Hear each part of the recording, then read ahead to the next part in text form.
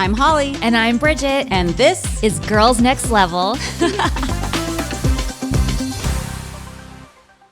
Welcome back to Girls Next Level, everybody. Today, we're so excited. We have a very special interview that we've been waiting for a while, and I know you guys have too.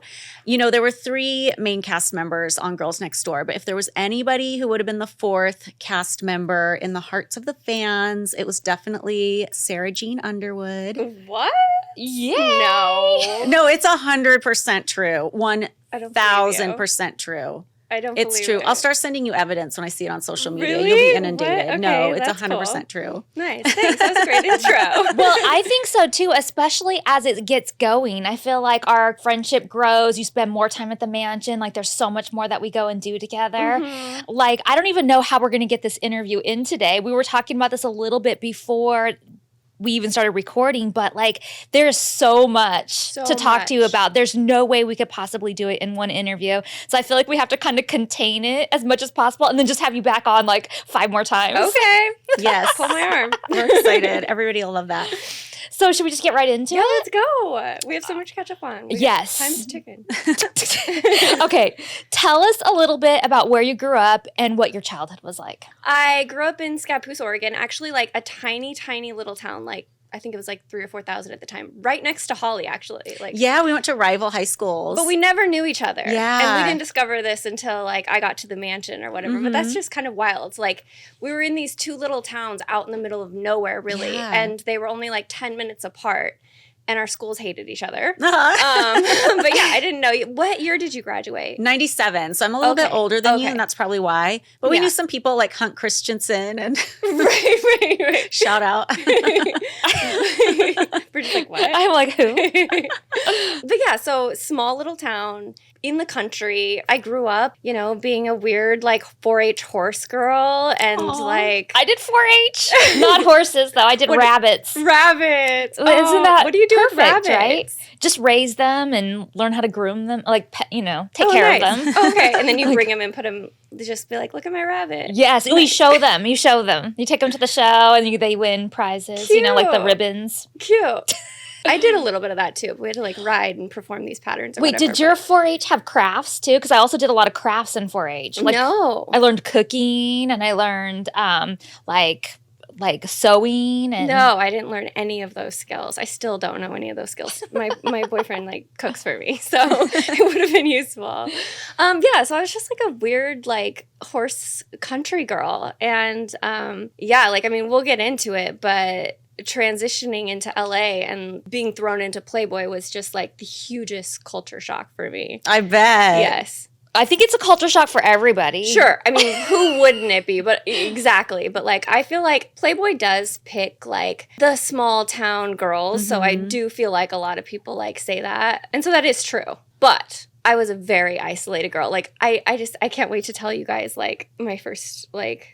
Anyways, I'll wait for the question. Okay, do you remember when you first learned about what Playboy the brand was and what you thought of it? Yes, I do. Well, I mean, I guess you always kind of know like what Playboy is, but I was in college and I was living with like 8 people in this like little house. It was boys and girls, and on the coffee table there was a Playboy, and I was like, oh, I've never like actually looked into a Playboy magazine before. Of course, I knew what it was. You never saw one until college, though? No. Wow. No, like I said, isolated. Yeah.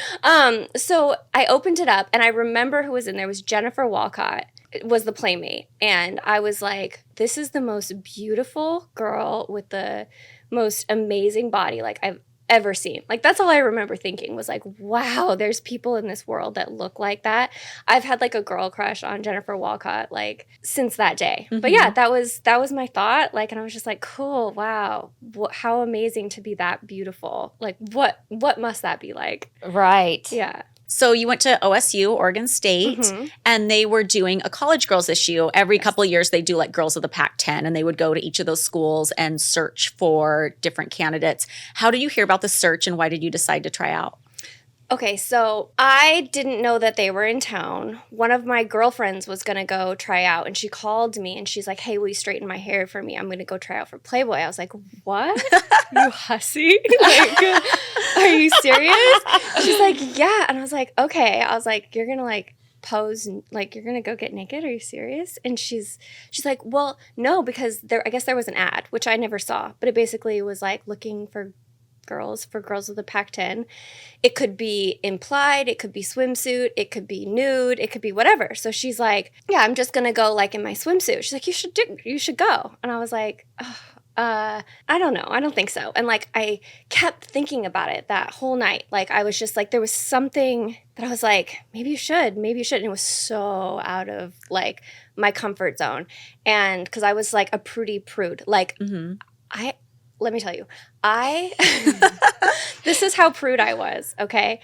I mean, I sort of got myself like in a pickle with this, but nobody had ever seen my boobs. And I, at that point, had a boyfriend for 5 years, and he had never even seen my boobs. So the idea of doing Playboy was absolutely crazy to me. So I just couldn't stop thinking about it. I was like, and the next day I was like, you know what? Fuck it. I don't remember how I found out like where it was or whatever. But yeah, so I went to the audition with the thought of like just wearing my bathing suit. And here's the thing, like the reason my boyfriend of 5 years hadn't seen my boobs is because basically since I started puberty, so like maybe like 8th, 9th grade, I started stuffing my bra with these giant chicken cutlets. Like giant. I mean, not a little, like giant. So everybody I knew, all my friends, everybody I ever went to school with, like thought I had these giant boobs. And I would not show him my boobs in our whole 5 years of our relationship because I was just so embarrassed. I was like, well, he's probably with me because he thinks I have giant tits. That is so funny because I did something kind of similar. Really? In high school, I had a Wonder bra. Yes. And it used to make my my God, I boobs look forgot a lot about bigger. those. And I used to stuff. And then when I got a boyfriend, I slowly had to start decreasing the stuffing over time before anything went anywhere. Because I'm like, he's going to like take my bra off and like shit's going to fall out. Yes. I love the Wonder Bra. And it was that like small boobs are like cool and trendy now, but back then that was the look, like giant Pam Anderson I always boobs. needed giant boobs. Me too. It was like a need of my life. I don't know why. I have no idea why. It's not like I liked a boy who said something about big boobs. It was like I saw an Anna Nicole Smith Guess ad one day and was like, that's going to be me. Yes, we were born to be big boobed Playboy girls. It just is what it was. So yeah, so I just like it was like, so I was like, okay. So I stuffed my like bathing suit with like my chicken cutlets, and it was at a Best Western hotel. I don't know if you guys know what those are. Yes. Okay. And they let you into the room, and there's like 6 girls sitting in there. Should I keep going with this? Yeah. Yes. Okay. All the tangents, all the side stories. We love it. Okay. I don't want to mess up your questions. No. So he's like in a bedroom, like it's like a suite. So we're in like the living room, and he's in a bedroom like shooting. I can hear the clicking and the talking, and there's like 6 girls like lined up. And he comes out in these gray sweatpants that have like stains and they're like kind of sweaty and like a t-shirt, like, and he's like comes out pissed. Like he's like talks to all of us like sitting there. He's like, listen, girls, this is Playboy, okay? Like you have to get naked. Like, 'cause I guess a lot of girls like me were just coming in there like, oh, I'm just going to do a bathing suit. You know? And so I guess he was pissed because like nobody wanted to get naked or something. And I was like, oh, fuck. And I was like, do I leave right now? Because like there's no way I'm going to do this. I don't know why I stayed. Anyways, it comes my turn and he goes in there. He's like, okay, take your top off. And I was like, I was just going to do a bathing suit. Oh my God. Kill me. And he's like, he was nicer. Like, he could see I was really nervous and shy or whatever. And he's like, okay, you're not going to, like, get in this unless you, like, do a topless. I was like, okay, well, at least topless. And I was like, well, okay, I can't, you know, like, and I said, and it is true. I was like, my parents will kill me. You know, I didn't know what they would think. They were paying for, like, a lot of my college. I was like, they'll probably, like, stop paying for my college if I do this, you know. But it also, the bigger thing was, like, I need to keep up this, like, everyone's going to know. I've been going on for like 7 years, like pretending I have these giant boobs. I have these little boobs. So he's like, well, but I didn't tell him that part. And he's like, go home and go home. Get out of here. Call your parents. You know, because that was the whole story. I like kept up with him. And like I said, it was true. He's like, go home, call your parents, and get their permission, because I think you could, like, be in it or whatever. And I was like, okay, I will. No intention of asking my parents. I was like, they're going to freak. And then he called me the next day because I guess I had my number on the form I filled out or whatever. He's like, did you ask your parents? And I was like, oh, no. And he's like, I'm telling you. He's like, I'm telling you. Like, ask them. Like, I mean it. And, like, he went through, like, a really powerful, like, persuasive speech with me. And I was like, okay, I'll do it. Fine. And I called. I asked my mom. And she was like, Sarah, you're an adult now. Do whatever you want to do. You don't have to ask me. And she's like, but call your dad and ask your dad. And I was like, she's not you asked dad. Yeah. I was like, can you? Yeah. But he said the exact same thing. So they were That's like amazing. super cool about it. Yeah. Yeah. That kind of like makes you teary-eyed. Yeah. I know. That's they were so super sweet. cool. So yeah. So then I went back. And I called him and I told him, like, they let me. And I went back to that Best Western and they, like, threw a black silk sheet over, like, a couch and, like, put a Go Beavs, because it was the Oregon State Beavers, like fake tattoo on my thigh and an orange underwear on me. And that was the shot. Yes.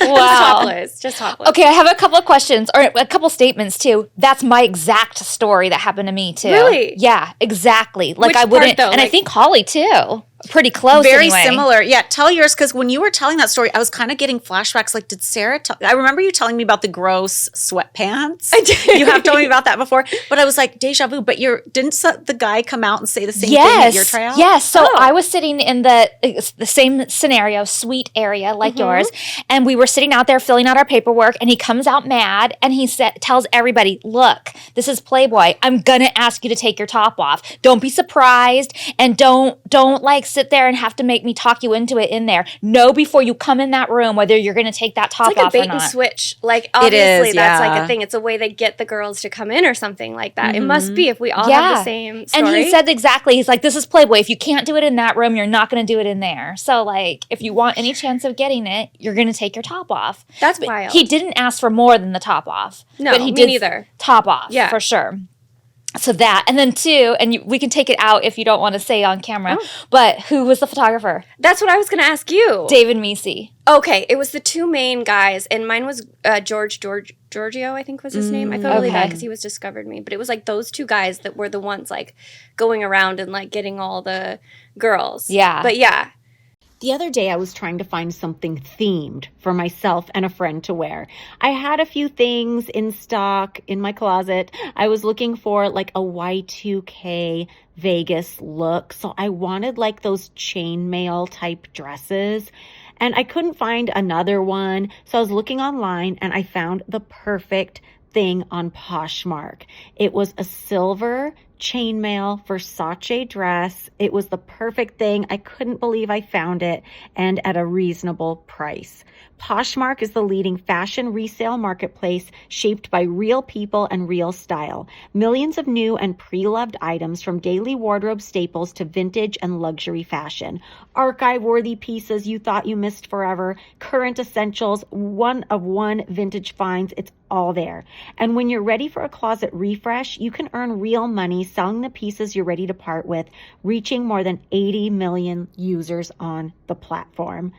My Versace chainmail dress is so perfect. It's an absolute perfect condition, still has the tags, fits like a glove, and it's gorgeous. I never thought I would have this piece. I was wishful thinking when I was searching for it, and I found it. And it came to me so fast. Like, I was surprised how quick the delivery was. Find what feels like you. Shop and share your style on Poshmark today. New deals and styles are listed every day, so don't wait. Download the Poshmark app and use code NEXTLEVEL when you sign up to get $10 off your first purchase. Or shop now at poshmark.com/nextlevel and get $10 off your first purchase. That's poshmark.com/nextlevel.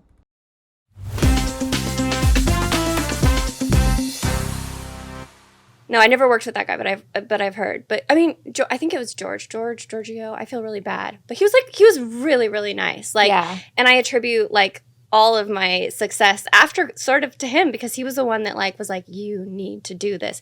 I'm telling you. And he pushed me, and like I really appreciate it. And he was really nice. But but the truth is he came out and yelled at us all and told us we need to take our tops off. Right. So crazy. And then yours is similar. Yeah, well, I tried out on the search for the Millennium Playmate, and it was done on like this tour bus that would go from town to town. So I go on there and they say show up in a bikini. So I'm like, oh, cool, we'll take bikini shots. And then if they like what they see, they'll call you back later. And then that would be like the topless shoot, I would assume.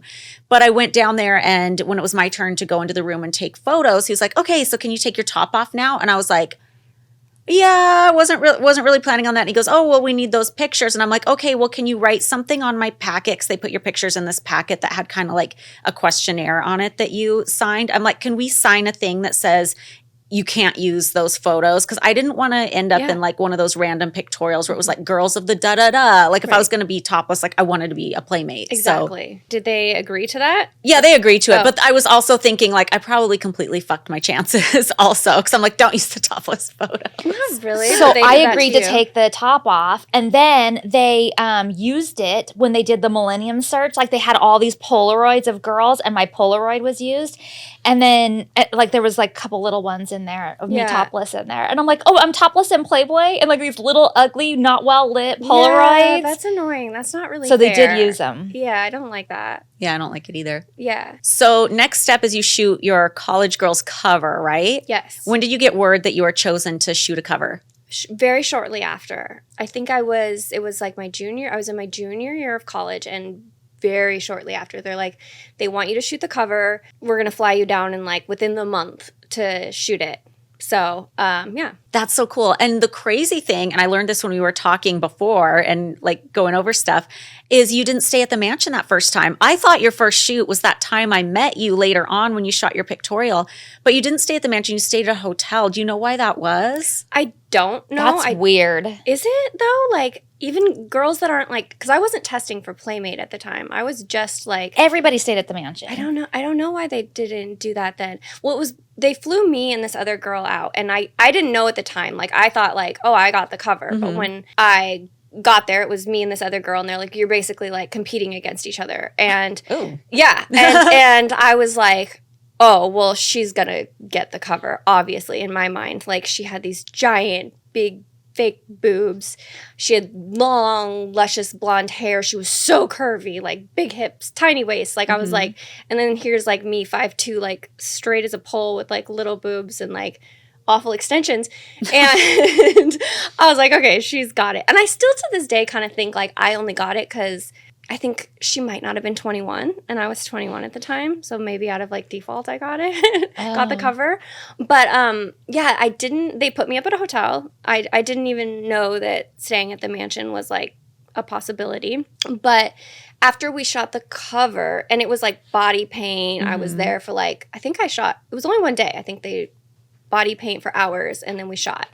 And then at the end of that, they were very secretive about it because they weren't gonna ask her. Like they're like, hey, will you like stay? Are you okay with staying and testing for Playmate an extra day?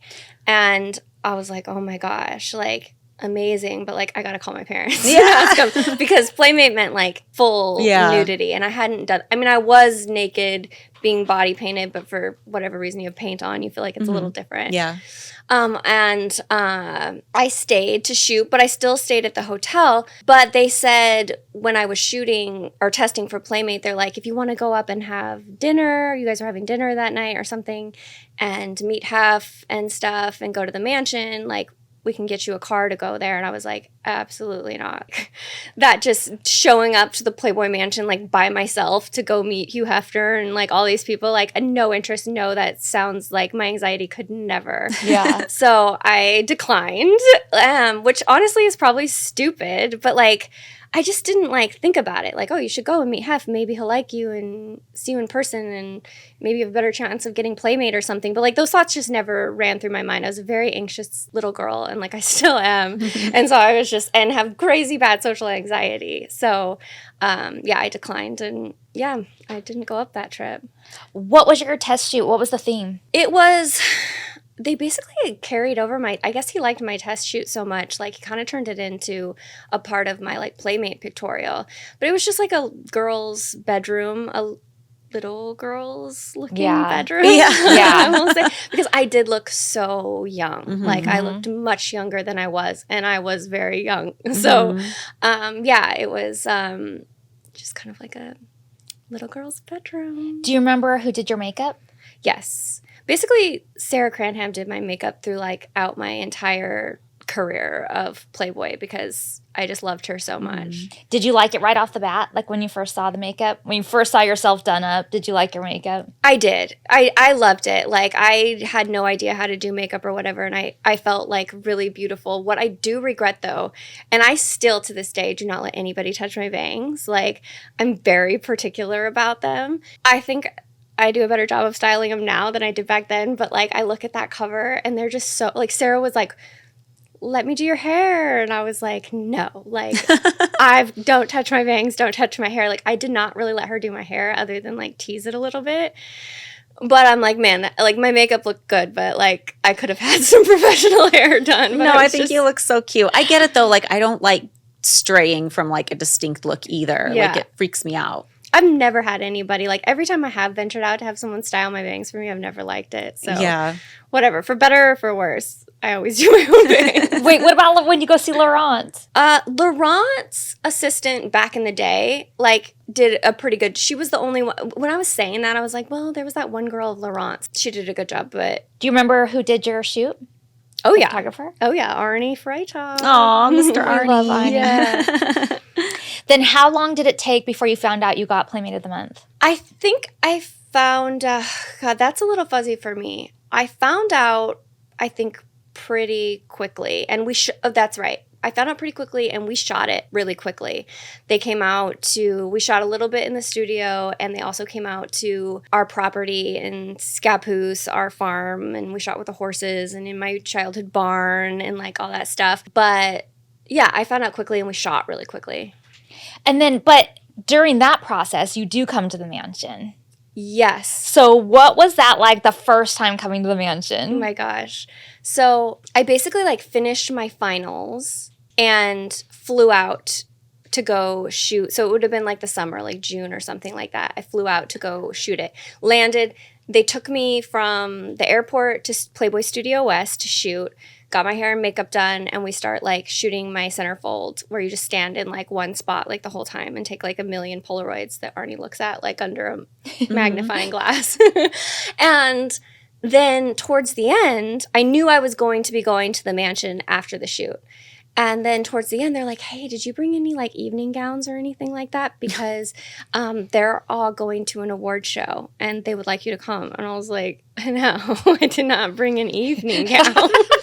You don't just have those in your car at all times? Yeah, I was like, no, absolutely not. And so they're like, okay, well, we probably have something in the back that we can like find you.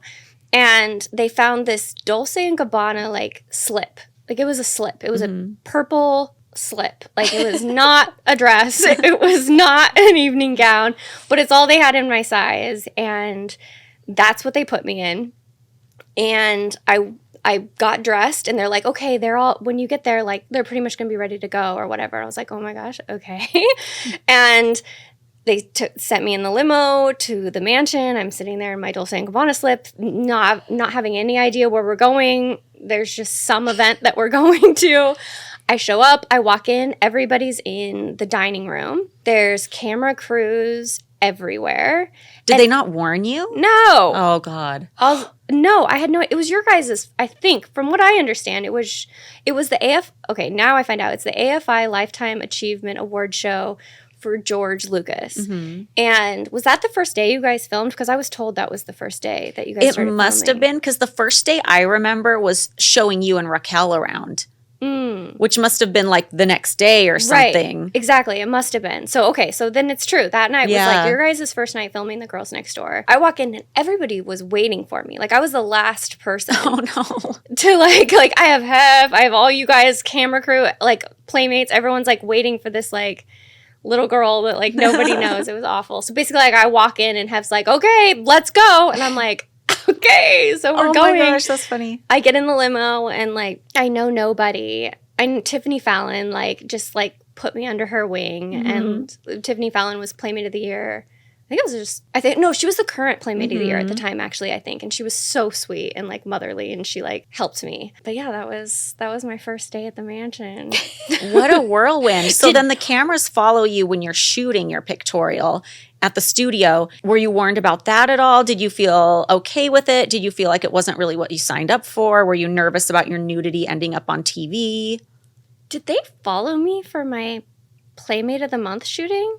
Maybe you didn't know they were there because so. there's shots of you shooting at the studio. There's shots of you getting your makeup done. And I think they ask you something about your makeup. I kind of And then remember there's like, that. they're like lurking behind you as you're shooting. I kind of remember that. I guess I more remember them being there for my... Oh, they ask about you being nervous and stuff and when you're in the makeup chair. They're like, are you nervous? What, You're did like, I play it cool or what? No, you were like, I think you were saying you were nervous. Oh, yeah. I was hella nervous. I don't even remember them being there for that, honestly.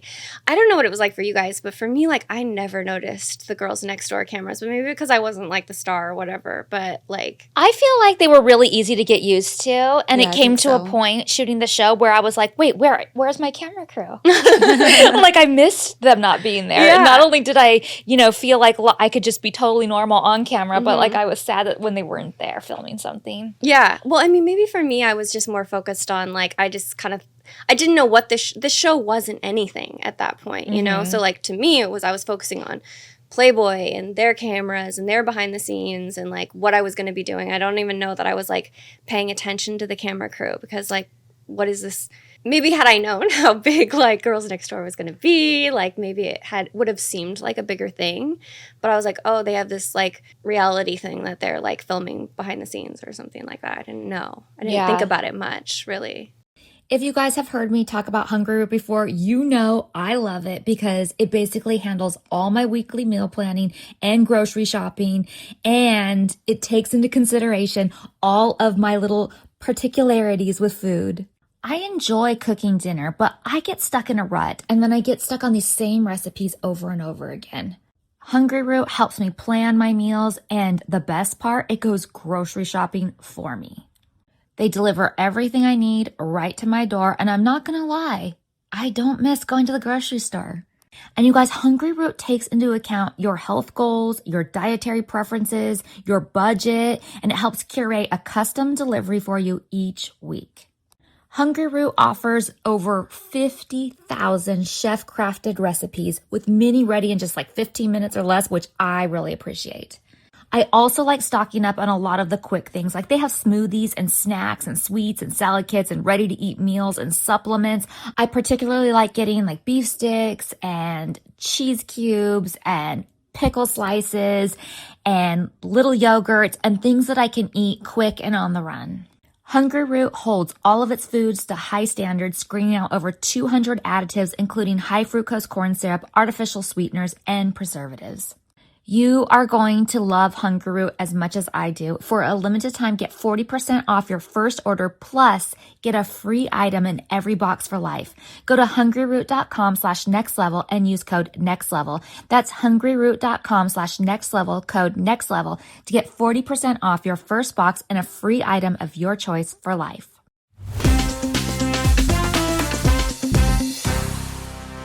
It was all so much at once, It was I'm sure. a lot happening. Yeah. Did you have any, sorry, this is going back a little bit, but did you have any preconceived ideas of what the mansion was going to be like or the girls that were there? Just not really.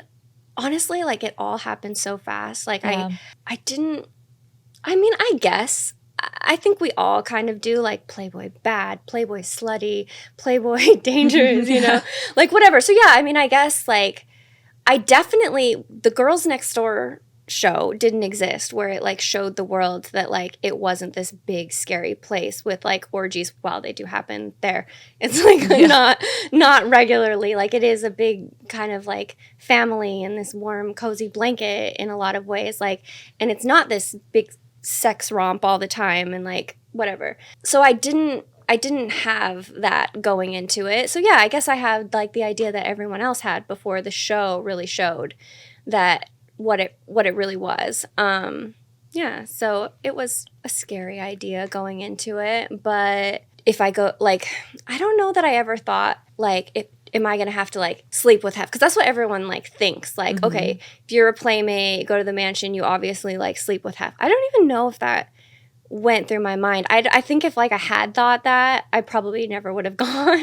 Yeah. So I couldn't have thought, like, that bad of it, you know? Yeah. When was the first time you met Hef? So it was the AFI Lifetime Achievement Award show, but, like, I didn't speak. Okay, so the first words he said to me, Let's go. Pushing you along. Let's go. Yeah. Let's go. No, so we all get in the limo. No one introduced me to him. Nobody. Like, I mean, I didn't even get introduced to you guys. Everyone, he's like, let's go, because he was pissed because I was, like, the late one, basically. And we all get in the limo. Everyone's, like, drinking, talking. Like, I'm just like, oh, God, what's happening? We get to Hollywood Boulevard, get out, and, like, it was, like, it's a huge event. Yes. Like, not prepared in any way. There's like a mile long, maybe that's an exaggeration, but it seemed like a mile long of like paparazzi and lights and huge red carpet. And like we get out, we all get in a line and like pose on the carpet with him, and he's doing interviews. Still haven't said like a word to him, which is fucking wild. I'm like part of his posse at this huge red carpet event. Like I've never even spoken a word to him or know anybody. And I remember like he was being interviewed, and I think you guys were with him, and like us extra girls, like Playmates or girls testing, kind of like we're standing back, and I'm like, what is happening right now? And I'm like kind of in the middle of the red carpet, just like zoning out, like, and this person comes up to me and they're like, excuse me, I need to get by. And like I look up and it's Harrison Ford and Calissa Flockhart. Oh. And I'm like, what is this world? Like, and so I move out of the way for Harrison Ford. Like, okay, whatever. And so, anyways, you guys do all your interviews and stuff, and we all start, like, walking up. There's an escalator that, like, or I don't remember if it was stairs or an escalator. I think it was actually stairs up to go into the show. And I'm, like, lagging behind. I'm the one, like, in the back. And waiting on Sara again. You know, always waiting on me. And so Hef always takes up the back. And these were my, like, his first words to me. He, like, put his hand, like, on the small of my back. I'm kind of like, let's go. But he kind of, like, put his hand on the small of my back. And he's like, I didn't have any underwear on because it was, like, a silk Dolce & Gabbana slip. And he's like, I like your underwear. Oh, my God. Because he could, like, feel I wasn't wearing any. Like, those were the first words he ever said to me. Oh, my God. Wow. I was like, wow. Cool. Okay, so one of the reasons why I remember that they interviewed you in the makeup chair and you were talking about how nervous you were is because they intercut that with this next scene that happens in this episode where we all go out to the club. Do you remember going out to the club with us? All the time, but like I don't. But this first night? I don't know. Not particularly. Oh, so you don't remember when I was trying to sabatage you? No. Must have been too wasted. Yeah. I do. It worked. It worked. Do remember when I rewatched The Girls Next Door, you're like, you were like, oh, go ahead, drink up, girls, or something like that. Well, no, that's the way they cut it to yeah. look like that. Like that I sabotage all the new girls coming in and try and get them drunk so that they look terrible in their Playmate shoots. And yeah, no, I never got that impression from you ever, but I do remember seeing that scene. And I was just like, and I've said this before, so sorry for those listening, but when we first started doing this rewatch, and I got to that episode, which is only, the second episode, I think? Or is it the first one? Second one. I was like, I can't do this. I can't do this. This is so fucked up what they did to me, and they made me look like such a villain. Like, how am I even supposed to, like, defend that? I was so upset. Mm-hmm. So you saw that after, as season 1 was starting to air, and then so you're like, I don't even know if I can do season 2? No. Okay, so during the show, we all just sort of took one for the team, and, like, we thought, haha, about things. This is rewatching it and doing the podcast 20 years later or 18 years later or whatever it is. I was watching that scene back and I was like, I told Holly, I can't do this rewatch. Like, how am I supposed to go 18 years later now and defend that? Like, it totally looks like that's what I'm doing. Who cares if you were? I care because I would never do that. And that was not me. And that, like, absolutely. But, like, dude, I just, like, even if you did, even if that was, like, man, the bitchy, shitty things I did is, like, whatever, we all do. Who cares? And like I said, like, I never felt that from you. Like, Yeah. I always felt like you guys were like our biggest cheerleaders and whatever, but like, all of our bitchy moments. No, but I was just being really honest with my feelings, saying that, yeah, it makes me jealous when other girls come in and see them getting what I want so bad. What's and wrong I'm with sitting that? here, but then they intercut it with you being like all innocent and be like, I'm so nervous to be here. And then I'm like, drink this. And like, No, I mean, for the record, like, I don't remember like that specific night, but I never once felt like you guys weren't welcoming and happy for us, whatever. Yeah. You thought that in your mind, and that's okay. So you shot part of your pictorial at your family's property in Oregon. Yep. Tell us about that, because I have a vision. I have a vision of like a farm table dinner with Arnie and all his assistants around the table. Like, how did it go? Like, where did they stay and where did you guys shoot? And what did you guys shoot? Okay, so I sort of like left this part out about my mom. Like, when she told me, like, you're an adult, do whatever you want to do, you don't have to ask me. And so I did. I went and shot that the Girls of the Pac-10 thing. And then like a couple weeks later, I went home from college and like brought up, I was like, or I think she asked, like, whatever happened with like that Playboy thing. I was like, oh, I shot for them. And she was pissed. Like, kind of like kicked me out of the house. Like, so mad at me. I was like, whoa, bait and switch again. Like, what's happening here? She was so mad at me. And then... So it was like a test for you. I guess, unbeknownst to me, it was a test and I failed. Oh my God. My dad like sort of like helped smooth that over. And then I had to call her again when I was in LA and they asked me to test for Playmate. I was like, Mom? And she's like, I don't know, whatever, just do it. She didn't love it all, like she tried to like let me be an adult, but like she didn't like love it all. And so when I told her, and she had these she'd never seen a Playboy in her life. And she had even bigger like preconceived notions about like what it meant to be involved with Playboy and how are they going to like, what are they going to do to my sweet, innocent, like little daughter, like, I want to protect you from whatever it is they do there, all the drugs and whatever, you know? So I was like, I got Playmate, and she was like dealing with that. She's like, okay, whatever, you're an adult. But then I was like, so they want to shoot at our house? Like, like, what do you think about that? And she was like, oh my gosh, like, she just had this idea of like the skeezy people that were going to be there. And she's like, she's trying to be supportive. So she agreed to it. And we live out in the middle of nowhere. And so when we were like planning the logistics, I'm like, can you make us like lunch and dinner and like all these things? And she's like, she's like begrudgingly like, yeah, okay. Like, Wait, can I interrupt really quick? Because I'm getting visions of like Boogie Nights, like the sleazy porn producer people showing up. Like, I feel like that's what she's thinking. That is absolutely what she had in mind. Yeah. That's so funny. And doing coke in her bathroom. Exactly. And like exactly what she thought was going to happen. But she still agreed, like, bless her heart. Like, she had all those visions of who was going to show up. And she's like, trying to support me. But like they all showed up, and it's a small crew. It's like Sarah Cranham makeup, and I forget the wardrobe lady's name. I feel so bad. Was it Lane or Lane. Yachty? Lane. Lane was so good. Yeah, I loved her. She got the good shit. And she was so sweet and like motherly. Arnie and like his crew, like it was really small, and everyone's like really sweet. And like she just, I think like all that just instantly like put her at ease. How like it wasn't Boogie Nights like type people. They were just regular people doing a job. They're not sleazy, like, So we were going around like scouting different, not only on our property, but kind of like around where I lived. And on the road out to our house is like a creek that runs along the road.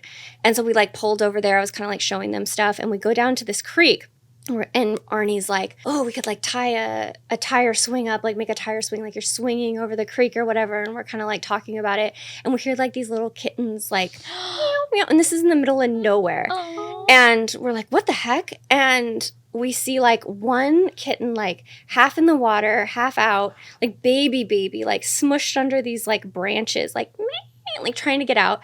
And there's another one like up in a tree.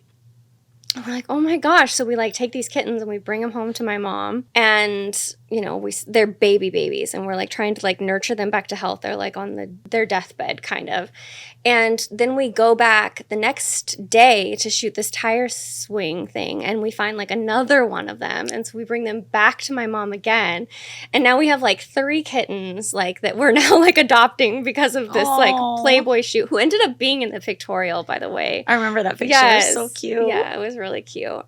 Arnie was actually supposed to take one, but then he was going to fly home, and the photographer, and was going to like fly home and adopt one. And we were going to send one of them to him, but then my mom just like fell in love with all of them, so we kept them all. That is so sweet. I love that story. I know. That's really cute. So you worked with both Arnie and Steve on your first Pictorial, right? I did, just shortly with Steve. Like most of my Pictorial was with Arnie. Mm-hmm. I know you guys know how much working out is a part of my life. I do it almost every single day. I've cut down to 6 days a week now. I'm definitely trying to give myself that rest day because I know how important it is.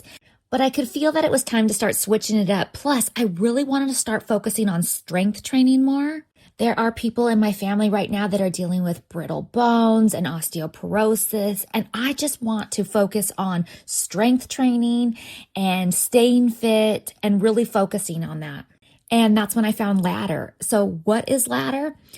Okay, imagine having a workout plan from an expert coach that's new each week, and it can be done from anywhere, like at home, in a hotel room. I was doing it while on the road this past week. That's Ladder. Ever since I started using Ladder, I have been so sore, but in like a good way. You know what I mean? That good sore where you know you got a great workout. Ladder is an expert strength training plan, not a content library. These aren't influencer workouts or challenges. It's real progressive programming designed by certified coaches. And you get a new plan every week that builds on the last one.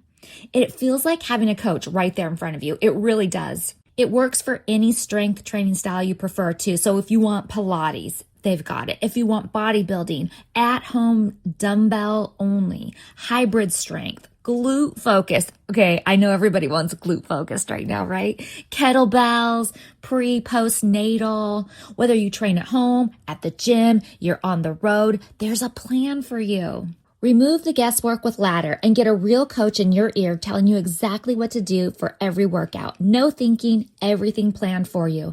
If you have an iPhone, head to ladder.fit/nextlevel and take a quiz to find your perfect Ladder plan. Use my link and get a free 7-day trial with no credit card and $10 off your first month if you join.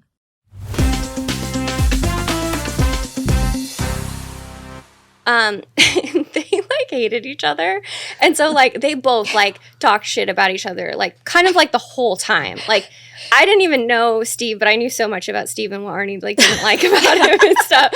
And so when they told me I was shooting with Steve, I was like, oh great! Like I'd only heard like bad things about him, and he was like really nice, and I really like Steve too. But like then he talked shit about like Arnie like the whole time. The competition was deadly. But for those who don't know, there were 2 staff photographers at Playboy at the time, Arnie Freitag and Steve Wada, and they were both amazing but had very different styles. Tell me about their difference in styles and what you liked about working with each one. Yeah, so, it was right around the time when things started switching to digital. I think they probably both were using like the Polaroids and film and stuff still, but Arnie was definitely still using the Polaroids and film. And then when I went and shot with Steve, he had a big old computer, and where I could see the photos that he shot like right there. It was like, wow, because I'd been working with Arnie for so long, and anytime I wanted to like see what the picture looked like, I had to like get a microscope out and like, like look at the Polaroid or whatever.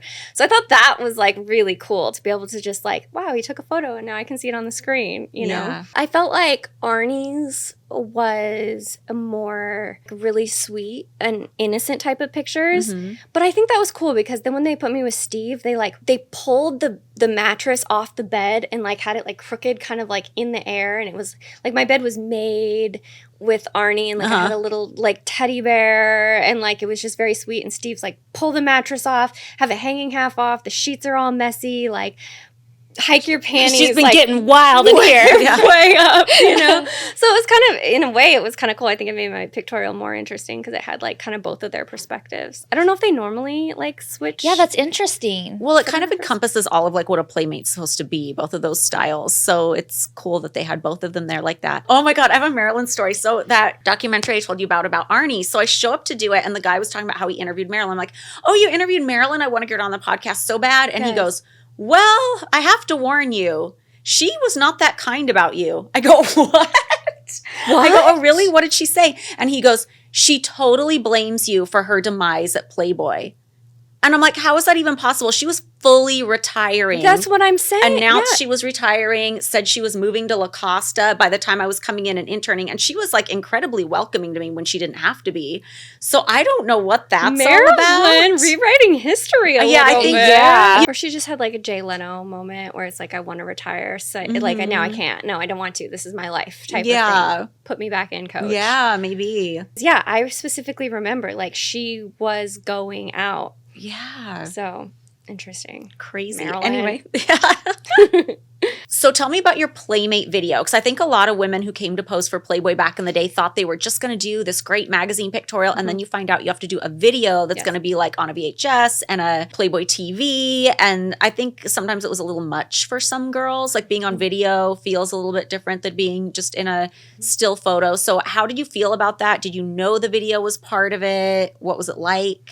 Yeah, I did not know until at some point mid through the process that there was also going to be a video shoot. My experience like shooting my pictorial was so good, like so comfortable. Everyone says that you forget you're naked. It's a small, closed, professional set.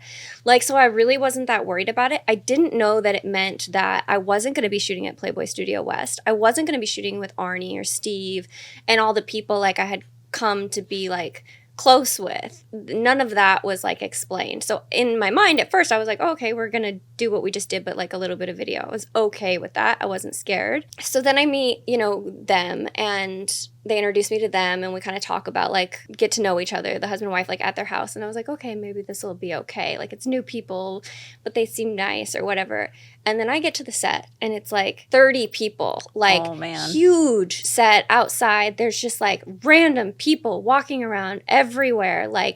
There was absolutely no privacy, like whatsoever. Extremely different experience. And I started bawling. Like I was shaking. I told Michael, like, I didn't want to do this. Like, like he had to like talk me off of a cliff and like convince me to get out there. He got rid of only the people that needed to be there, which is what it should have been like in the first place. Like, because I remember like when I first walked out there, this is before I expressed like, oh my gosh, and there was like guys sitting around everywhere, like on their phones, like seemed like they might have been taking pictures of me, like looking at me, like not looking at me, whatever. But like it was crazy. And so I was like, I can't do this. Like I was shaking, crying. And he got rid of like everybody that needed to like go, which was nice. But yeah, it wasn't a great experience at first. Yeah. Yeah. It's a lot, I think. It was a lot. It could have, like what they like contract out to like a different company, like to do that. Like it wasn't really like Playboy, but Playboy should have like been a little, I think, more protective of us and made that experience we had at Studio West like transfer over to like the video part of it. I tried to get it consolidated when I was at the studio because, like I said, Steve really wanted to take over video, and I knew a lot of the Playmates didn't like doing the videos. I thought the good thing about Playboy videos was they made the women look stunning, but I just knew nobody really liked the process. It was so fucking expensive, like what it costs to make those videos versus what it costs to shoot a Playmate pictorial. But Hef just wouldn't do it. He was just like, oh, we have to have those videos historically. And I'm like, historically? So strange. Such a strange way of thinking. So what happened when your magazine came out for the first time? What did everybody back home think? What did you think? Did you like the pictures they chose? I did. I loved the pictures. Like, I thought I looked beautiful. I was, like, really excited. Everyone was very surprised at how small my boobs actually were. After years of deception. Yeah, everyone's like, wow, Sara, I can't believe you did this, and yeah, I was really happy. I was really excited. They started calling me Sara No Underwear. That's funny. So Sarah Underwood. At that point, I had been on the cover for Oregon State University, rocking like a painted on Oregon State jersey. And like, so that was like a really exciting thing for OSU students, you know, like having like an Oregon State person like on the cover of Playboy. And so I was already like felt really cool at that point. Like I go to the clubs and like people knew I was like the girl on the cover of Playboy. So then when my pictorial came out, you know what? When my pictorial came out, I had just graduated because from when I shot to when it came out was over a year. I thought they were like, that they were never going to use me. Like I was like, oh, we shot all these pictures. Because I never got any updates. Like, okay, we're thinking like they just shot and then ghost. Like a year later, I finished my senior year of college where I felt cool because like I said, like I was on the cover or whatever, but my issue hadn't come out. But my issue ended up coming out like right after I graduated, like took like my last finals, and I flew down to LA to like the premiere party or whatever, like the day of like my finals. Remember, that just reminded me. Remember, we always used to go out to the club when a girl's issue would come out and they'd have like a issue release party. Yeah, exactly. Yeah, that was fun. Yeah, I totally forgot about that. Yeah, that's what I flew down for. Yeah. What was it like doing Playmate promotions? Do you remember the first one you ever did? I hate it. I mean, okay, I loved Playboy promotions like for the money. It was like really good money to me. Like I didn't have like 2 dimes to rub together before Playboy. So I loved that. But like I am not an outgoing person, and like a lot of the jobs that they get you is you're the host, you're the entertainment, you go around, you schmooze people or whatever. And like, whew, that was not me. That was really hard. Is when I really had my like first experience with like panic attacks and anxiety. And like I went to a doctor. Like I feel like Playboy promotions and those jobs, like not because Playboy promotions was so bad, but it was just like the kind of person I was expected to be. An outgoing, like talkative person was like really, really hard for me. But yeah, I do remember my first job. I don't remember what state it was in. It was in California. I flew to it. It was some like restaurant club type thing that I was hosting. You'd always like go and host, like some company would pay to be able to say like, hey, Playboy, Playmate of the month, Playmate of the year is going to be here. And that's how they would get people like in the door. So that's what was happening with me. And they'd basically like for all these events, like put you behind like a roped off area, and people would all be like partying and drinking and looking at you like a zoo animal. And they put me in there. I didn't know anything about any of this. And so I get in, they lead me back to the like stage area or whatever, and like Steven Seagal is also there like hosting it, which Random. I had no idea like he was a part of it or anything. And he was like 3 sheets to the wind. He was wearing like one of those like Mexican blanket type of like shirts. Like he was very like, he was having a really good time. I was like so nervous. We were the oddest pair ever. That is so funny. Yeah. So how long did it take before you were fitted for a bunny costume? I feel like a long time. I don't think I even like, I could be totally wrong on this, but I don't think I even got a bunny costume until after I was Playmate of the Year. Oh, wow. And you were a purple one, right? That was like a rare color. I didn't know that. Like, you had said something about like I was the only one, and I think so. I have like a vague memory that maybe later on, I think, but she might have inherited yours. Kim Phillips maybe had a purple one. The redhead. She had mine. She inherited mine. Yeah, I think you had the only. I didn't know. One I didn't know that. Or I don't there was like a remember that. rare purple. Nice, cool. I love it. It was good. What was the first mansion party you got to attend? So it was during that time when like I had shot my Playmate. So I was in my senior year of college, and I'd shot my pictorial, and I'm like, I'm going to be a Playmate, but I don't know when. And it was midsummers. And so I drove down from Oregon from college with a girlfriend of mine from college, and we like stayed in a hotel, and we went to like the midsummers party. It was the only time I ever like, because after that I moved into like the bunny house across the street, like kind of shortly after that. So it was my first time like going there, and you had to like park in a parking garage, and a shuttle would like escort you there or whatever. So I went to the party. I wore like, put like fake red hair streaks in my hair. I looked ridiculous, but it was like the coolest night. Yeah. That's I really awesome. wasn't like involved with Playboy much at the time. Mm-hmm. I had shot my pictorial, and that was kind of it.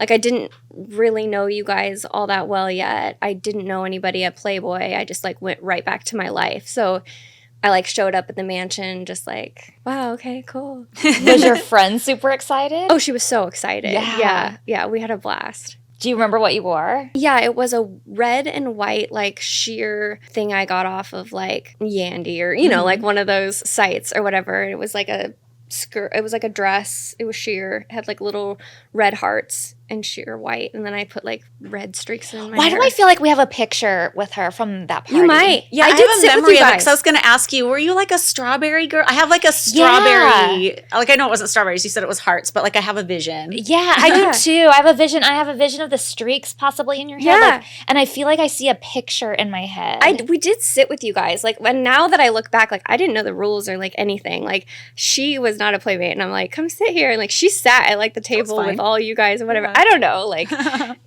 you guys don't, you know, like, it's one thing to have, like, the playmates and the girls you guys know, but, like, randoms just coming up and sitting or playmates just bringing their, like, random friends from home to, like, It's sit not at a your random table. if it's your friend, though. Oh, okay. Well, I look back now, I'm like, oh, that's embarrassing. I shouldn't have asked her to, like, sit there with them. And it's totally fine until somebody comes up that Hef wants to sit there and he's like, who are all these people? Oh, and then right. Holly has to kick people out. I just did a little spring shopping, picking up a few quality pieces over at Quince. I'm so excited about these new pieces I got. One of them is a duvet cover. I needed a new duvet cover, and I got the softest dark blue duvet cover from Quince, and it matches the headboard of my bed perfectly. I'm actually going to sleep with it for the first time tonight, and I'm so excited. Quince makes beautiful everyday pieces using premium materials like 100% European linen, organic cotton, and super soft denim with styles starting around $50. Their spring pieces are lightweight, breathable, and effortless, the kind of things you can throw on and instantly look put together.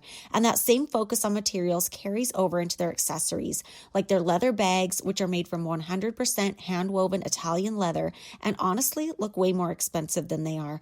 I also got a hand-woven Italian leather clutch to take on the trip I'm going on next week. I'm so excited to use it. It matches a bigger purse I got from Quince last year, and I loved it so much, and I can't wait to use it.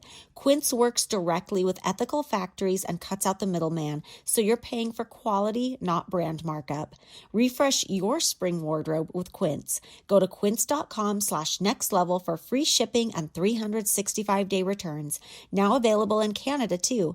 Go to QUINCE.com/nextlevel for free shipping and 365-day returns. Quince.com/nextlevel.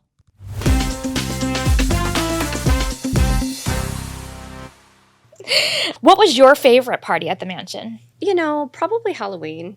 Like, I'm a big, like, horror movie. I like all that. So, yeah, I liked Halloween and the haunted houses and the costumes and stuff like that for sure. Yeah. Okay. This is the episode we're kind of just wrapping up right now. Let's talk about Kendra's 21st birthday in Vegas. Tell us what you remember about that trip. I re-watched it just recently because, like, first of all, like, we all went to Vegas so many times. It all kind of, like, blurs together, and it's hard for me to, like, remember which was which. I don't remember a lot. Like, when I rewatched the episode, I saw we went to the strip club. I was like, don't recall that, like, at all. There's, like, a clip of Kendra pulling her boob out, and I'm, like, looking at it. I'm like, don't remember, like, Kendra rubbing her boobs in my face. I just don't remember a lot of it, to be, like, honest. I just don't. It's so bad.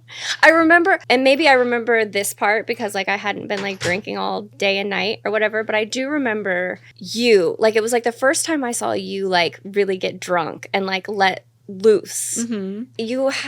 I never saw you, like, really, like, party and, like, let loose or whatever for whatever reason at that time. Well, I can tell you why. Oh, okay. Well, it was just because, like, I wasn't around Hef because I was telling Bridget, too, we were watching these episodes, and the one right before Kendra's 21st was Victoria's baby shower, and I'm not drunk in that one, but we're doing the baby shower. We're just by ourselves, and I'm watching it, and I'm like, we've been watching this show for a season and a half, and this is the first time I'm watching myself, and I'm seeing myself be myself on TV.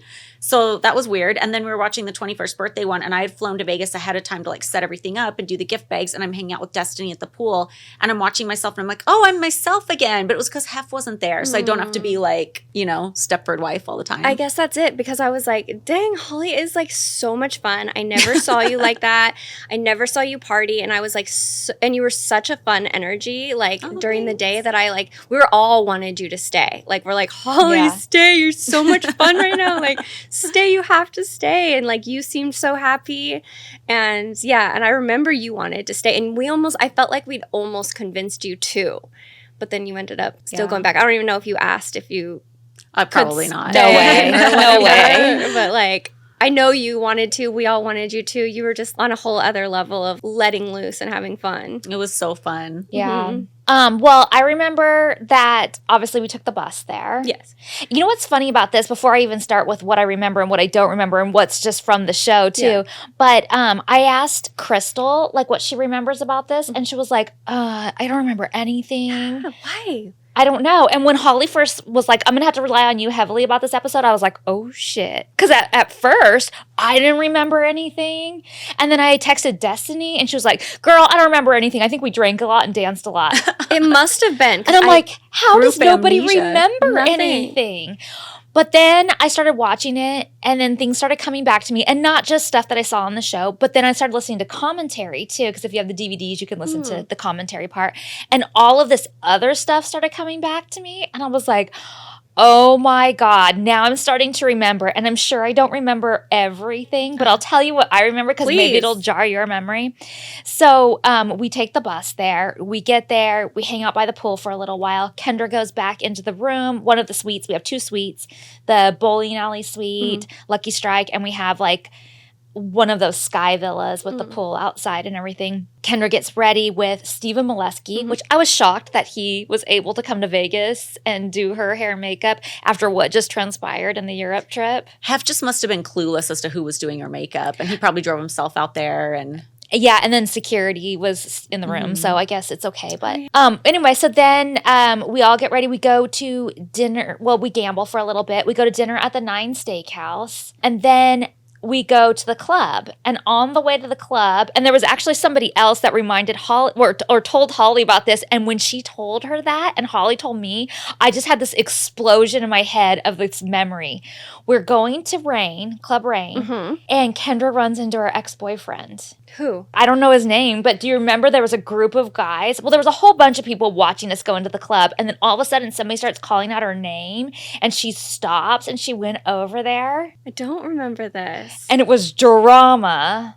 It was drama. Is this an ex-boyfriend from San Diego? Yes. Okay. Okay. This is now vague, very vaguely sounding familiar. It was drama because we had to go back up to the room because she was started like yelling at him or there was something like that? big drama going on. I don't even know because I kind of hung back because I'm like, I don't know who this is. Must just be some friend from from San Diego. Oh my God, And she yeah. went over and I kind of stayed back kind of more by the entrance. Some of us did, and some of them went with her over there. And then it was just not good and drama went down. I don't know what was said. Oh my gosh, yes. I mean, I'm only like vaguely remembering this, but this is such like something that had been lost. Yeah. Yeah, and I don't think I had any idea what was going on or what it was, but I know I didn't have any idea until after, and we had to deal with like the mess because So she what was was it? like, what was the they got in some sort of argument. I don't know the details, Oh. but he was like, still in love and like, Oh. I don't know everything. So we went back up to the room for her to regroup, and then we're in the club, and there's a scene of me hugging her and telling her we're not letting anybody ruin this night for you. Aw. Like, and when I first watched that, I was thinking that's weird. I wonder who we were having drama with, because I know I wouldn't just tell somebody that unless something had happened, like somebody was being mean to her or somebody said something to her or whatever. So I was like, there's no way I would just say that, but that's what it was in reference to. Wild.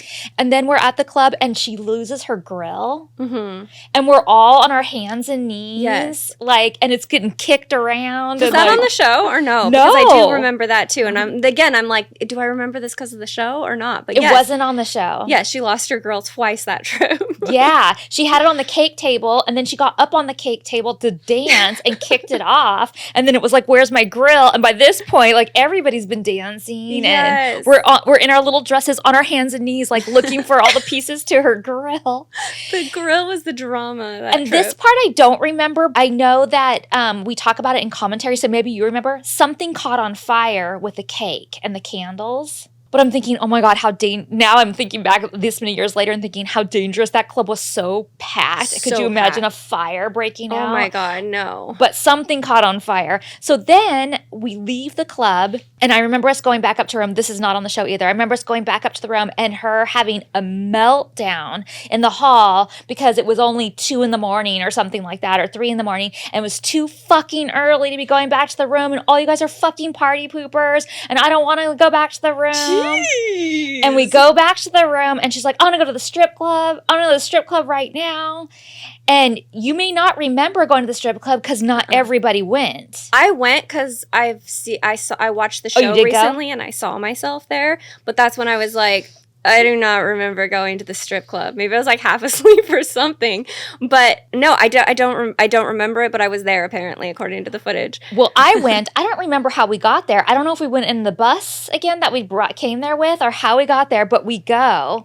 And I know we were in a because Holly was like, God, the strip club dead. Like, there's nobody there. But they put us in a super area because we had the cameras with us. Sure. And I think they didn't even want to let the cameras in, but that was like the arrangement. Like, okay, you guys are over here. Right. And I remember the strippers being really, really nice and really excited that we were there and hanging out with us, to the point where I think a manager or somebody came over and was like, you guys have to mingle with other people too. You can't just stay right here. But then I remember that all of a sudden Kendra disappeared and she was just gone. And we're all sitting there like, okay, none of us even want to be at the strip club. And now Kendra's gone. And then they said she went up to the champagne room. So we're waiting. Getting a lap dance? That's what I assumed. And she was up there with, I don't know who went with her, like Destiny or whoever was up there with her. But the rest of us are just like tapping our toes, like waiting. She never comes back down. I know I left. Crystal said she came with me. How did you leave? I think I got a taxi. I don't even know. I just know I left. And then the show corroborates that because it doesn't show that anybody left early. Yeah. But it shows that Kendra comes back and they go out into the pool out there and she was like calling everybody party poopers, and it shows me and Crystal asleep in the bed. Yeah, me too. It showed me. I was sleeping too. Maybe I went back with you. So you must have come back with us. I don't know. God, it's so weird that I can't remember that. It's it kind of makes really me uncomfortable weird that I have so much amnesia about that Me trip. too. Yeah. I'm like, why can't I remember more? And more is coming back. Like, I also couldn't remember, like, did we have breakfast the next morning? Were we all hungover? Yeah. Like, I remember being super tired and sleeping on the bus ride home, but was I hungover? Did we eat? But then in commentary, we say we stopped for Pizza Hut. Yeah, for some reason, nobody remembers that trip. The only person who remembered anything was Kimberly Holland. She filled me in on a lot of stuff, and she said her and somebody else got tattoos. Oh. Well, there was talk of all of us getting a matching tattoo, but then we didn't. So they must be the only two that followed through. But now the whole boyfriend thing is like, seems so obvious to me now that you've said it. Like, I do remember that drama walking down. It was like outside the elevators, on the way to the restaurant. Like, that all seems like, I'm like, oh, yes. That's it. That's the only part that I recall. Yeah. So eventually you would move across the street into the Playmate house. Yes. Tell us what it was like living there. Oh my gosh, it was so fun. I actually wanted to ask you guys, like, why did I get to live there? Like, who gets to live there and why? Like, how because is we that reached Hef? down from the heavens. That's kind of what it felt like. Plucked you out of her. Is that Hef that decides? Is that like? Well, I mean, he always has partially the you guys? final say, but it would be because we would be like, oh, so-and-so should move in. They're really nice, or this person or that person. So we would always kind of like pick our favorites. And people we knew were from somewhere else and wanted to move to LA because that house, we kind of came up with the idea of it as being like a launching pad for like, because LA is so expensive. Like, we know firsthand about what it was like to, move there, and, it's so expensive and everything. So we would kind of like pick our favorite people that were from out of town. Nice. And it would have to be people. It would have to be people that we liked and that we knew were going to go out with us and have fun with us. We didn't want anybody to live over there that was like, oh, I don't want to go out, or I'm not coming with you guys, or it wasn't fun if they did, or that kind of thing. So that was, for me, one of the big things. Like, this is 100%. This is the point of over there. We want like a big group. Yeah. Because we didn't want to add any more girlfriends. So the more girls that came out with Hef and just that weren't. Took the pressure off too a little bit, probably. Yeah. Who all lived there with you? Okay, so when I first moved in, it was Allison Waite was already there, who was a Playmate from my year. Crystal Camden was there, and Amanda Page, who was also a Playmate. Oh yeah. She was there for a little bit. I think she had like a kind of a hard time in LA. I don't really want to speak for her. She was a really sweet girl, but she didn't like stay there for that long. And then after she moved out, Janine Haybeck moved in, and it was pretty much me, Allison, and Janine were like best friends. So it was pretty much us and then Crystal most of the time. And then towards the very end, kind of right around Playmate of the Year was like being decided and stuff, Monica moved in. But even then, she was there, but she was never there. Like she pretty much like stayed up at Kendra's in Kendra's room, I think, like, most of the time. It was very rare that she like stayed there and like hung out with us or whatever. But yeah. Okay, so you're living at the other house, and Allison Way and Janine are both there with you. And are they both in your year? Yes. Is Monica as well? Yes. Okay, so there's like 4 of you living there that are all competing for Playmate of the Year. Yes. What was it like competing for Playmate of the Year? Was there a lot of competition? Was it friendly? So I don't know where this came from. I don't know where it started, but as far as I looked at Playmate of the Year, it was between Allison and Monica. And I felt like Allison and Monica knew it was between Allison and Monica. I felt like Janine and I knew it was between Allison and Monica. Everyone in my mind knew that it was between those two. So like there was no so me and Janine and I were like really close to Allison because we'd all lived together for like a really long time. So we were kind of like the 3. I really liked Monica, but like she wasn't there until the end. So really, and I mean, if you guys interview them, I feel bad speaking for them, but this is just how I saw it. They didn't like each other. They saw each other as each other's competition, Allison and Monica. And Janine and I were friends with both of them. And so, yeah, I think like we were just like really happy, hoping, you know, one of them gets it. We'd be happy for both of them, but neither Janine and I thought we were in the running for it really at all. So wow, I don't know where That's that came so from. crazy to me. Do you remember what you thought, Bridget? Like if you thought there was a winner? See, I 100% always thought it was going to be Sara, but I feel like I thought there was a second possibility. Like if it isn't, it's going to be this person. But I thought I was always pretty confident. I thought it was either going to be you or me. Allison. And remember we did that episode where they kind of focused in, like you took Janine out, Kendra took Monica out, and I took you and Allison out. We went to Hooters. And I was like, I got the 2 candidates that are in the run. Not that I don't love Janine and Monica, obviously, but I was like, I get to take like the winners out. Unbeknownst to me, I had no idea. It was never even in my mind that I was possibly in the running for it. I mean, it was played up that way. But, like, it was always in my mind between Allison and Monica. I didn't have a shot in hell. So I was very surprised.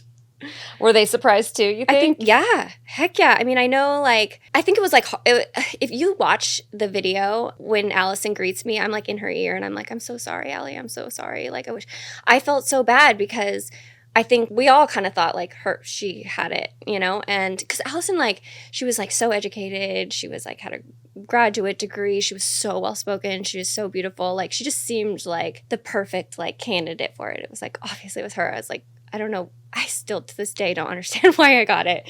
But yeah, I think that it was a hard hit for her. That night was really awkward. Poor Janine was trying to be like so happy and supportive for me. And then Allison was like, it was a tough, I think, you know, she needed like 24 hours to be like, wow, this possible idea I had for my life isn't happening now. And so I think that was like really hard for her. And Janine was like trying to be supportive of me. And I was trying to be supportive of Allison. And Allison was trying to be supportive of me, but we were all kind of like going through like our different things. Yeah, so that was hard. Did you feel like people were vying for it ahead of time? Like were people doing things to actively like compete? As far as like us 4, because I mean, I don't know, like we're all trying to be on our best behavior with like the jobs because part of it is like the promotions, Pat Lacey, people like weigh in. So we're all trying to be like extra nice and whatever, you know, as far as like flirting with Hef or something, you know, like no, I didn't really see that. You know, Monica was always spending a lot of time up at the mansion, like with Kendra. So I was like, oh, well, she's so close to Kendra and she's always up there. Maybe that's going to give her a leg up or something. But like,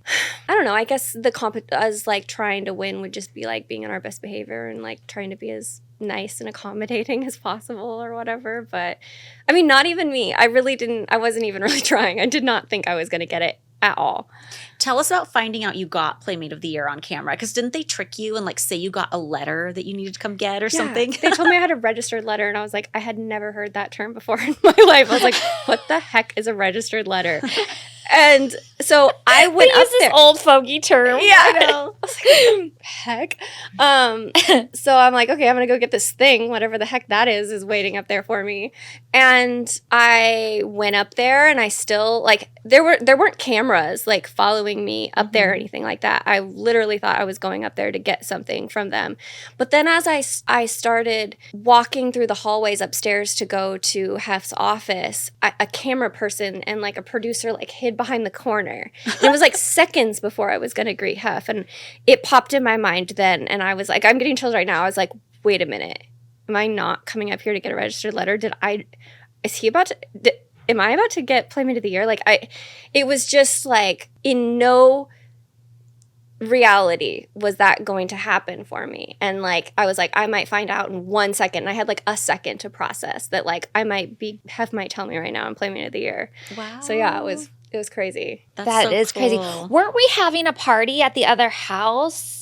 And they called you over from that? Yeah, I think we were supposed to distract everybody. Yeah, that's because we didn't want, Yeah, we were all just, like, hanging out. I haven't rewatched the episode yet, but I just remember, like, us doing something at the other house, still trying to make the other house cool. Trying to make the bunny house happen on camera, as I always did. What did Hef say to you? Oh, gosh. I think he was just like, you're our Playmate of the Year or something. And I was like, just like, what? It was amazing. Yeah, but it was tough. Allison thought she was going to get it, possibly. I thought she was going to get it. It was just a weird, hard, like, thing to kind of balance in that moment. Yeah. And Janine didn't think she was going to get it at all? I don't know, maybe. I feel like Janine had, like, so much more confidence than I did, so, like, maybe she did. So I don't want to speak for her. Like, that's just how I saw it, but I feel like we were kind of like, Allie, it's going to be you. Like, I feel like we were kind of, like, saying those things to her, if I recall, like, Janine and I both. So what was shooting your Playmate of the Year pictorial like, and how was it different from Playmate of the Month? Oh, I feel like there was a lot more budget. We drove out to Santa Barbara and, like, shot out there. More like kind of it was similar to like the feel of my Playmate kind of in the country on a farm. So that was, like, the feel of it. Yeah, it honestly, like, a bigger budget, but, like, still the same. It was the same crew, same exact makeup, wardrobe, photographer. Arnie was my photographer. Again, the dreaded, like, the video shoot. I have, like, such a funny story from that. Oh, yeah, tell us. Because the Playmate of the Year video shoot is a lot more involved than Playmate of the Month. Yes. Usually they want a scene with another guy, which is awkward. Oh my God, I think maybe I did. Was there?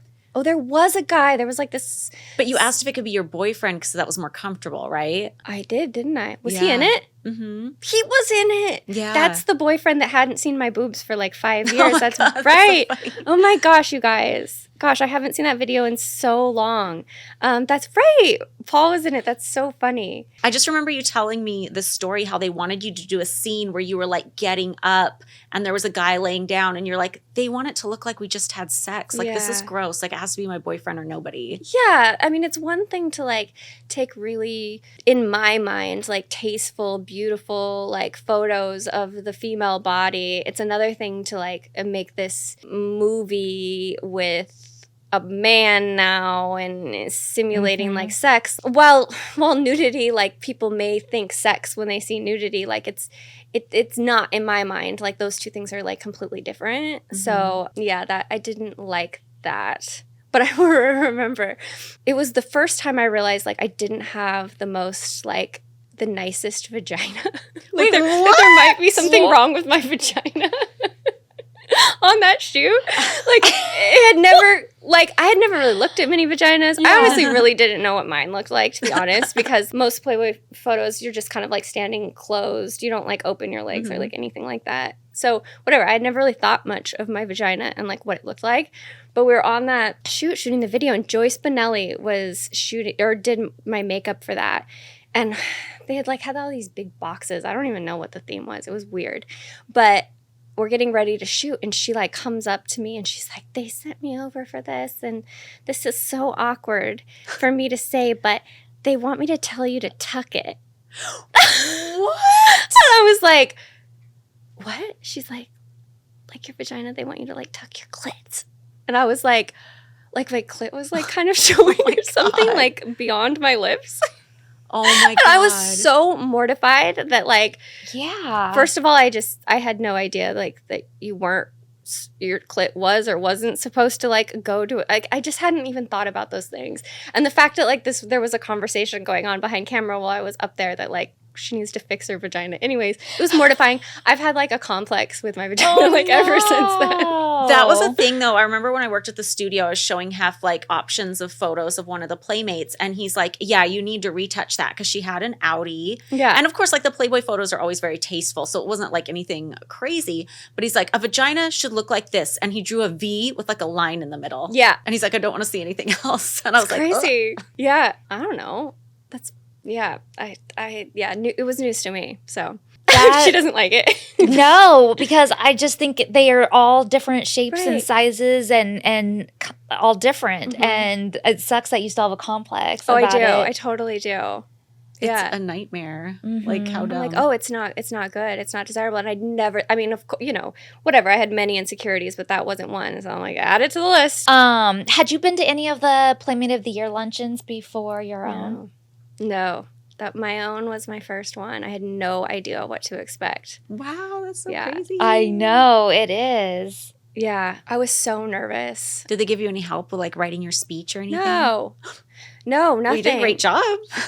I spent like a week agonizing over that speech, and I had written so many like drafts and come up with all this stuff, and like I still didn't like it, still didn't feel right. So I was extra nervous like walking into it. I just ended up just thanking people and like kind of winging it because whatever I wrote still didn't, it felt like I was trying to prepare like the best speech or something, and it wasn't necessarily from the heart. And so I was like, you know what, I just don't want to, if I can't come up with something that doesn't feel genuine, then I'm just going to talk from the top of my head. So your Playmate of the Year dress is so iconic. It is? No, people talk about it. Like I'll see TikToks and people will say like how your bangs had a chokehold on them through the 2000s. Nice. And then people are in the comments like talking about your dress and how they can't get your dress out of their heads and stuff. Aww. So it was custom, right? Like you designed it? I did, yeah. Tell me about the inspo. Yeah, I just, I always felt like a really like low cut V was always really flattering, like always made my like little boobies look like really nice. And so I knew I wanted that. And I also wanted the back to like be really open, and that kind of like, it was like a long kind of, I can't remember if it was right above the knee or right below the knee, but that was kind of like the cut back then that everyone wore. Yeah, and I picked yellow. Like yellow was my favorite color. I think the designer picked the red. Like I just knew I wanted low cut in the front, low cut in the back, and I wanted it yellow, and I wanted it skin tight. And then I think she was the one that like put the red like embellishments around it. It was so cute. Thank you. I love it. I remember I did your Playmate of the Year present to Yes. match the dress. That was Like, amazing. You're always the best gift giver, and like the presentation on the wrappings are always spot on. Well, speaking of gifts and stuff, what were your prizes? Okay, so I got a Mini Cooper, like a convertible Mini Cooper, and $100,000. Did you get the motorcycle? No motorcycle. Mini Cooper. I didn't get to choose. Sometimes I heard that girls did get to choose. Yeah, I got the Mini Cooper. I thought it was perfect for me. It was like small and little, and like I'm like this tiny little short girl. I loved it to death. So cute. Yeah, I drove it for a really long time until I moved back to Oregon, and then it just like it was a convertible, so it like wasn't practical to have up there. But I did wreck it when I was in LA, like still living at the mansion. I don't think did I tell you this? Wait, this as soon as you said that, I'm like, oh my God, I remember this. Yes. But tell, because I don't remember, but I like something is sparking. It kind of involves you a little bit. I don't know. So maybe that's why I know. Yeah. So I was going to go like do the stairs in Santa Monica or something or work out. And I was leaving the mansion. I had just like gotten lunch up at the mansion, and I was leaving. And All the Way Ray was like coming in as I was like going out. And like, I love Ray. We're friends. We've known him for years. I'm always like, hi, Ray. He's like, hi. And then he's like, Sarah, we give each other like a hug and like a little side kiss. And he's like, I'm getting ready to go. And he's like, we should go to lunch sometime. And I was like, yeah, oh yeah. And he's like, no, I would really like to take you to lunch sometime. And I was like, whoa. Yeah, what just happened? Like, No. All the Way Ray is like asking me out right now. Like, I was just so like, what? Oh my God, no. And I'm like, oh no, this is gonna be so awkward now. Like, now I'm gonna have to like avoid it or like whatever and see him up here all the time. I was like, oh, this isn't happening. No, Ray, why are you doing this? And so I was so flustered. And I get in the car in my Mini Cooper and I texted you because I think I might have been like visiting you or hanging out with you, maybe just in eating lunch or something. But I texted you and I was like, oh my gosh, like Ray just like asked me out on a date. And then I get in the car and drive and I'm just get on to Wilshire and my phone goes off and it's you responding. And I'm like really, I don't know, like it really freaked me out because like it's just someone you see all the time and you just know it's going to be awkward. So I was just like really freaked out by it in a way. And my phone like beeped and like I looked down. And then I looked up and like I slammed into someone. And so then I wrecked my Mini Cooper because of all the way Ray. Thanks a lot, Ray. God damn it, Ray. See, this is why at least it's Ray's fault, not my fault. No. This is why I love getting these other perspectives because there's some stuff that we just didn't see because like Ray would have never hit on a girl in front of me just because like it would like get back to Hef and then Hef would be mad or something. He'd be mad about that. I don't know about, no, I think he would be mad. Like Hef didn't want his friends like encroaching on any girls that were his girls or necessarily like hitting on the playmates. I don't think. Like if it was a celebrity could ask a playmate out. Yeah, I didn't know that Hef would have cared about that. But yeah, he wouldn't have liked it. Interesting. Like he only wanted guys around in his circle who were like unthreatening and weren't going to go after the girls or would bring up other girls that were girls he wouldn't be interested in for whatever reason. Ray went for it though. I was like Playmate of the Year at the time. He's like, I'm going to ask her out. The confidence. That's crazy.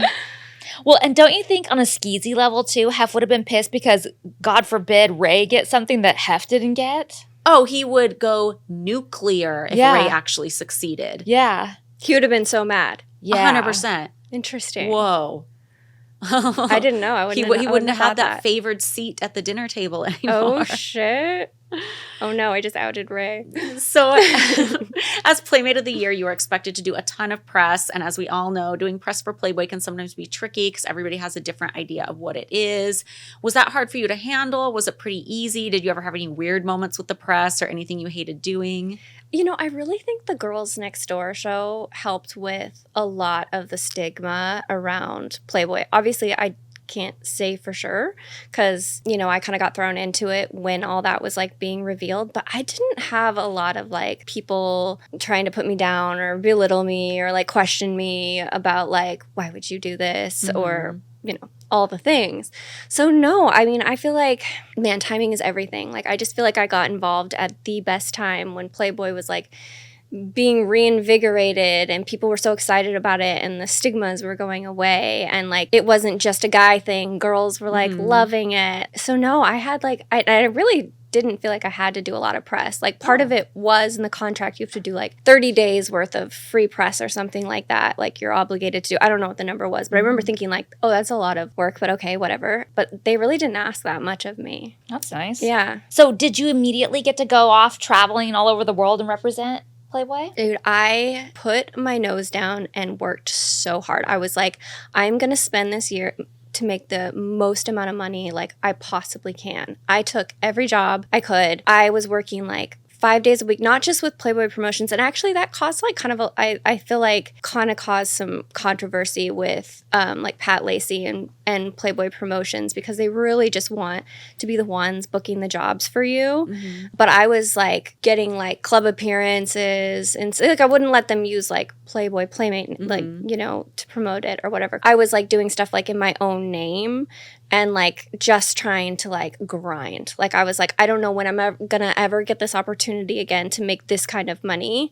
So I was taking jobs with Playboy Promotions and like booking stuff on the outside and they like really don't like that. But I feel like that kind of like drove a wedge between like me and Playboy Promotions and like, you know, at the end of my year, like they really didn't hire me a lot and stuff like that after that. But well, it was a good time to be Playmate of the Year because back when people were booking people for club appearances, that was a huge thing. Was not always the case over the years. Yeah. So you were there at the perfect time. I was like, it was the perfect time and it was just so hard to pass that kind of thing up, you know, like the club appearance type of like money. I was just like, I got to seize this moment. Yeah. What were some of your favorite memories promoting? Oh my God, it was all just like so much work. I don't ever remember it being like that much fun. I mean, truly, like it was all work. Isn't that sad? That's kind of sad. I mean, my experience with Playboy was amazing and I had so much fun like outside of the working, but like I said before, like I didn't love the jobs. They weren't for me. Like doing Playboy golf, doing the mansion events in bunny costumes. Like, okay, it looks fun and like whatever, but like that was not my scene. I did not like being a host. I just can't think of like any of that. I did not like being a hoe. No, I wasn't. I really wasn't. There was plenty of that going around, but I wasn't one of them. No. The real tea. Yeah.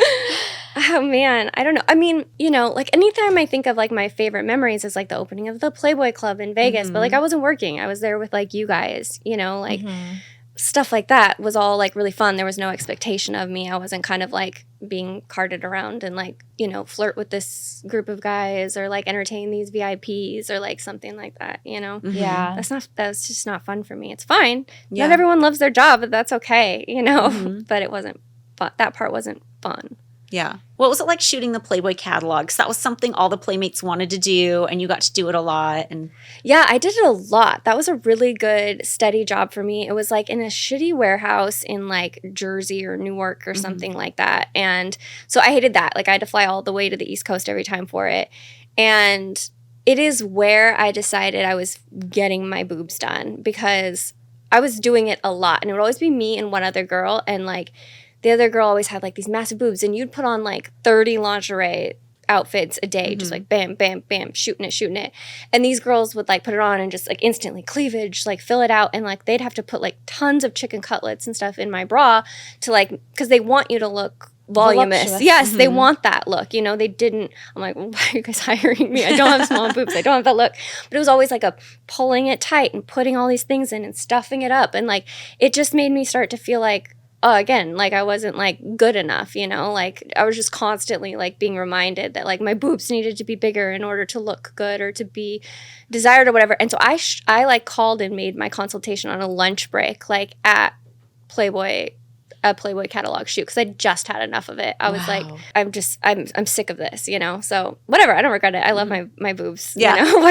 But it is what was like the final straw that made me like go for it. It's crazy. You're Playmate of the year, and you still have to worry about like, are your boobs big enough? Does your vagina look okay? Yeah. Like, it's crazy.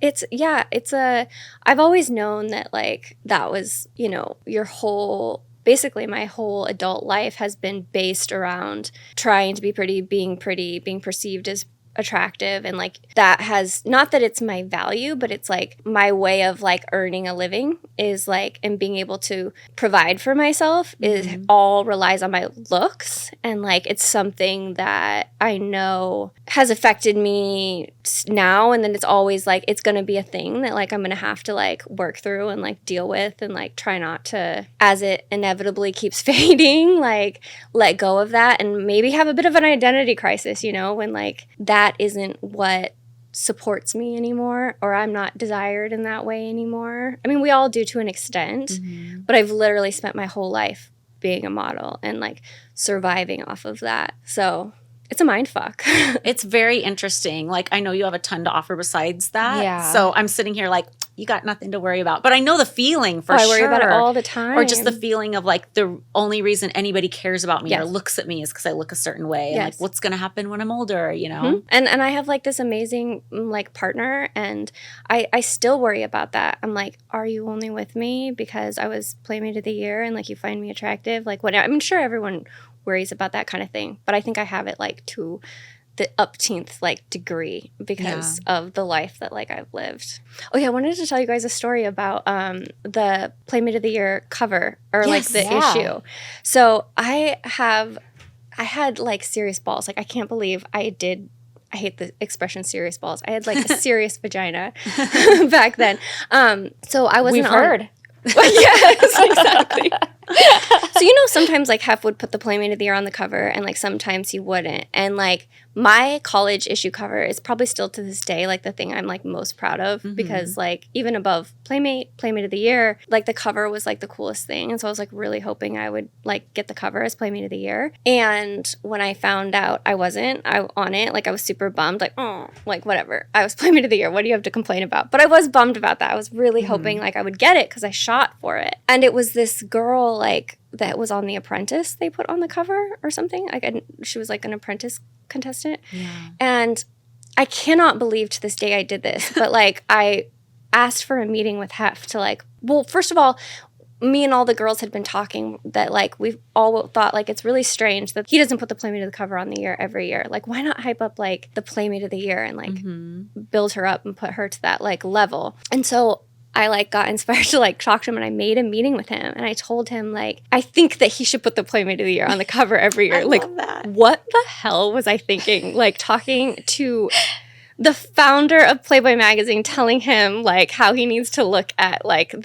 I'm like so embarrassed that I even did that. I love it though. I cannot believe what a And what snob. did he say? He was so sweet about it. He like heard me and like he agreed with me. He even tried to see if they could go and put like he found out that it had already been like all of them had been printed. So then he went and like to see how much it would cost to like put a sticker cover over top of it to like fix it or something. And they told him it was too late. Like he heard it. Like he didn't laugh in my face and tell me to get the fuck out, which he should have. Like honestly, like that. I just whatever. But he was really sweet about it, and he heard it and he agreed, and he was like, I think I might have made a mistake with that. Like it was just wild. Well, I think he would have liked to have Playmate of the Year on the cover every year. I think it was more something that was like pressure from, Playboy was a publicly held company. There was a lot of pressure from stockholders for sales and things like that. And they always thought having like a celebrity would bump it up. So sometimes like Kara got to be on the cover and stuff, but that's because they couldn't get a celebrity that year, So I was barking up the wrong tree. Then yeah, really. I think he would have preferred Playmate of the Year. I think he liked the art behind an organic Playmate cover. I think everybody on the creative side of Playboy liked that better, but it was just like a thing. Business end. You said you shot the cover. What was it? What did it look like? That was like a really stressful thing because they could not get what they wanted. Like we shot it for so long, for so many days. Marilyn was getting stressed. Hef didn't like this, so we'd change it completely. New set.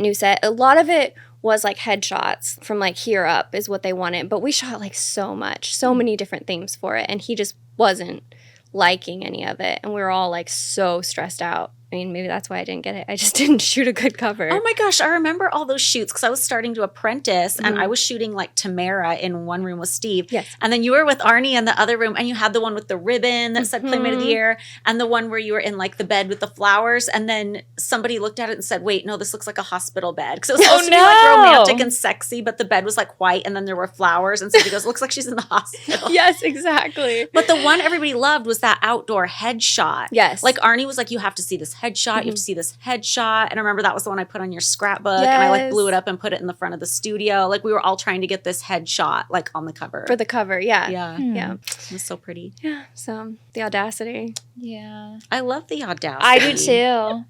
We don't want anybody who doesn't have the audacity. So during this time, the Palms in Las Vegas was like our home away from home. What are your favorite memories from the Palms? Oh my gosh. So many good memories. I always feel like a celebrity going there, like as a playmate, like. They always took really good care of all of us. They always took such good care of us. I felt like I loved it there. Like, what a fun memory. Okay, so one memory I have, and I don't know that it's not a good one, but it's the one that like sticks out the most to me of all my like Palms stays. I don't remember if it was like Hef's 80th birthday or if it was opening of the Playboy Club. You guys had come and we were all like staying in the Hef suite, and then you guys left that night. So like me, Allison, Janine, we all had like the Hef suite to ourselves. So I don't know which one it was, why you guys would have come and left, because sometimes you guys stayed, right? But if Hef could leave the same night, he wanted to. Right. So it was one of those. Anyway, so we had the Hef suite like to ourselves after you guys left. And we went to like a club or a party or whatever, and I met this like very famous guy, like heartthrob celebrity there.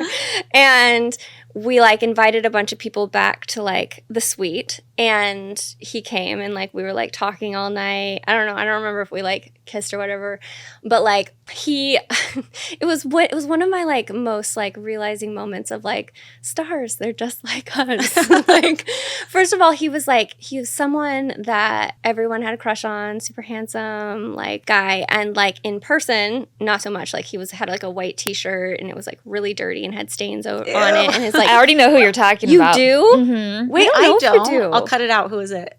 Wait, I'm blanking on his name though, but I know who he is. He's the one that played in that movie where he Oh, that guy's a fucking weirdo. Yes, but back in allegedly. the day, he was like, it was like his Yeah, this is when crime. he- right? nobody knew he's this gotten back in then, trouble like for sexual misconduct, like which all makes sense now at the end of the story. But you know, like his teeth weren't like brushed, like he had like gunk in his teeth or whatever. But like it was, you know, it was whatever. But I was like, but it's. You know, but it's, I should like be attracted to him. But like, no matter how late it got or like how many drinks I had, I was like, I just can't do it, dude. Like, I should want to like make out with him or hang out with him or get to know him more. But like, I just couldn't do it. I was like not attracted. It was not the same thing. I was like trying to get him to leave, you know, he didn't want to leave. He didn't want to leave. I finally like got him out the door. And like I went and laid down and like 5 minutes later, like the doorbell is like ringing on the thing. I go and like, I think it might, I can't remember if it was the peephole or if there was like a camera that you could look like, I think it might have just been a peephole. I look out and he's like standing outside the hotel room, like swaying, like, Sarah, open the door. And I'm just like standing there, like trying to be really quiet, like looking at him through the peephole. Like he was there for like many minutes, like wouldn't leave, let me in, creepy. Ew. No means no, sir. Yeah. But yeah, I mean, it all makes sense now with everything that's come out, but Oh my God. Oh, that is so funny. He just thought for sure. that's his life experience, I'm sure, you know. Anybody's gonna let me in. Yeah. Rude awakening, son. Yeah. We went to like an award show with Hef and all you guys like in LA like a week later, and he was there and we all walk by his table and he's like, Sarah. No. And I'm like pretending like I don't hear him. And then we're like at the table and I can see him like waving out. He's like, Sarah. And I'm just like pretending like I don't see him. I'm like, what is this life where I'm like hardcore like diving like this like A-list hunky celebrity and he's like Sarah and I'm just like I don't see you. I'm obsessed.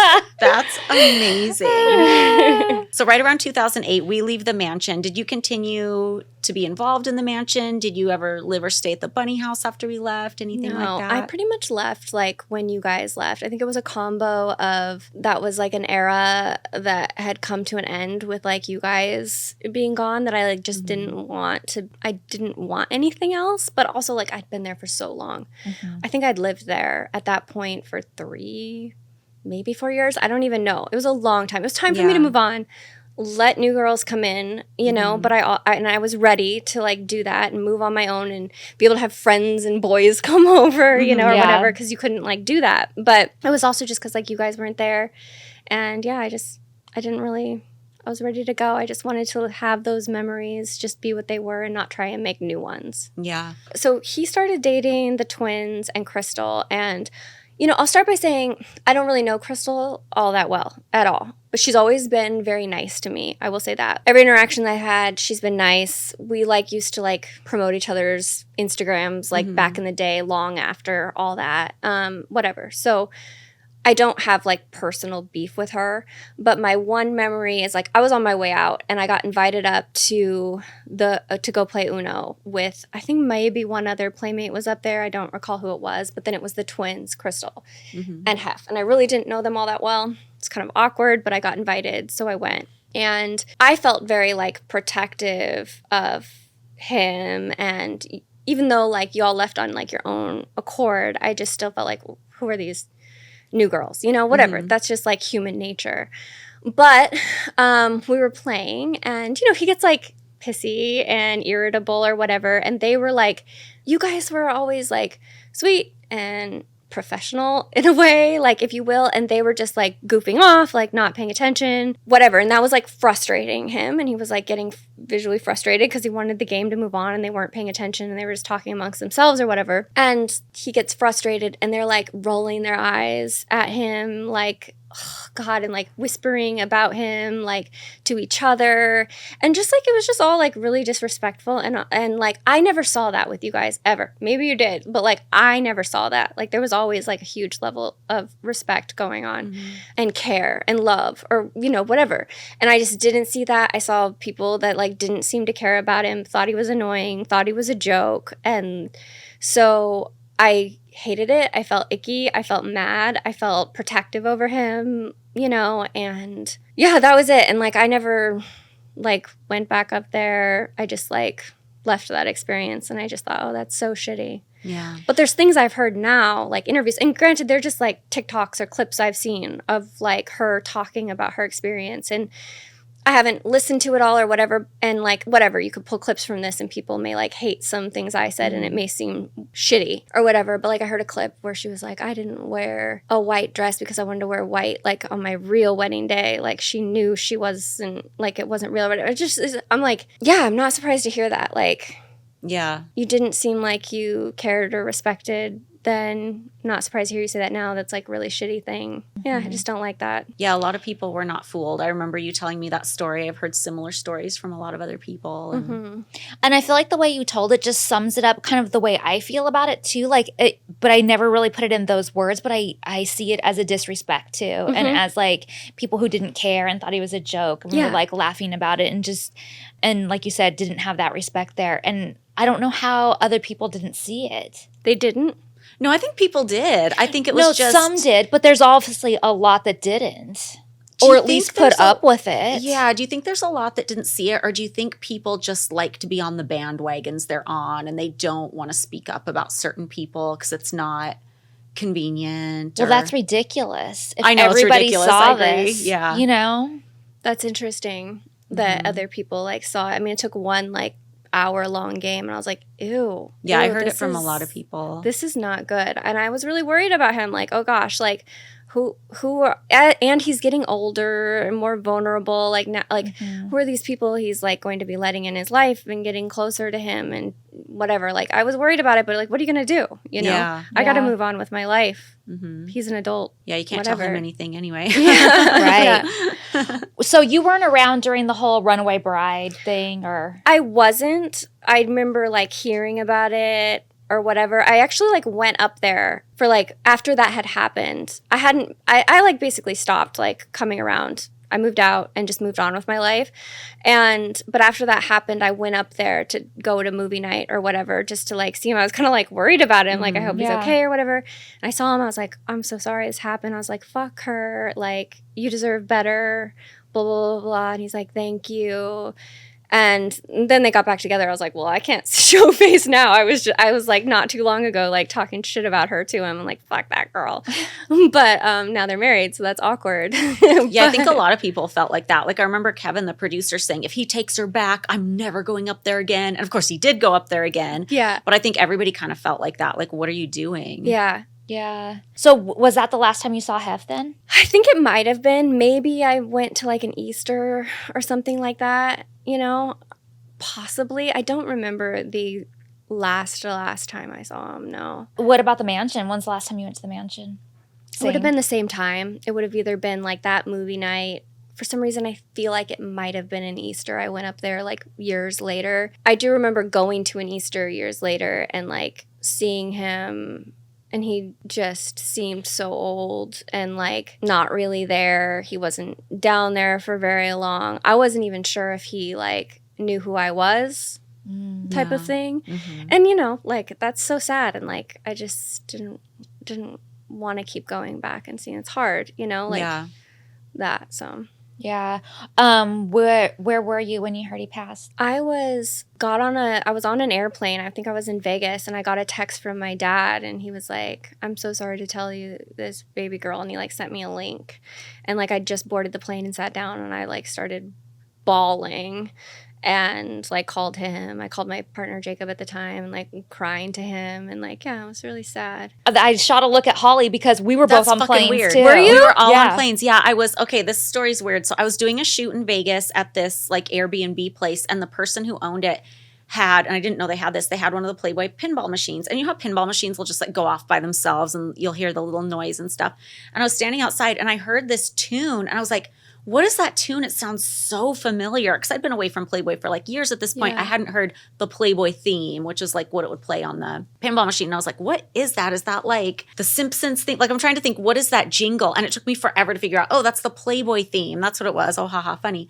So then I flew back to LA that night. And the second the plane landed, I got an email from somebody, a reporter in Vegas saying, oh, Hef just passed away. Do you have anything to say about it? And I thought, that is creepy. Wow. But weird that we were all on planes. That is really weird. That's a weird coincidence. And we were both landing around the same time, and I was hoping we were at the same airport so that we could kind of like ditch out of there together. But I think you were landing in Burbank and I was landing at LAX, and I was so worried when I got off the plane that like there was going to be paparazzi or something, but I got out of there. Were you guys like expecting that? Had you like kept up with, sorry, I'm like interviewing you guys now, but I'm so curious, like had you kept up with like his health or like where he was at? Like was that a thing that was known was maybe going to happen soon? Was he in hospice or like anything? I don't know anything. Well, they were very secretive toward the end. I remember there was a lot of crazy rumors I would see. Like people would accuse them of like, oh, Hef's dead and you're just hiding him. It was almost like it wasn't as big as this, but you know how like nobody can find Kate Middleton right now? Right. It was almost like that. Or like they would throw a Midsummer Night's Dream party and they'd post a picture of Hef at the party, but it was from the year before. It was like just kind of weird stuff. And I wasn't super keeping up with it or anything. And when it happened, like I wasn't too surprised just because, you know, he was so much older and his health seemed like it had been declining so much over the years. So, but I really didn't know anything that was going on in the Playboy world the last couple of years because everything was just so weird and secretive and I wasn't in touch with anybody. I'd already written my book at this point. So like I wasn't talking to anybody. So I had been trying to go up because I was writing a book and I wanted to kind of just talk to him about it. I wanted his blessing. I know I don't need it, but I just sort of wanted to out of respect. And they wouldn't let me come up. They kept like ignoring my requests or never getting back to me. Who were you reaching out to? The office. So it was Amanda Warren and Helen. I don't even know who Helen is. Me who the neither. fuck is Helen? Yeah, I said that. I actually said that to her. I was like, Helen, I don't even know who the fuck you are. Like, where did you come from? Iconic. And then, and Crystal. They said it was straight those three people. Wow. Amanda, what the hell?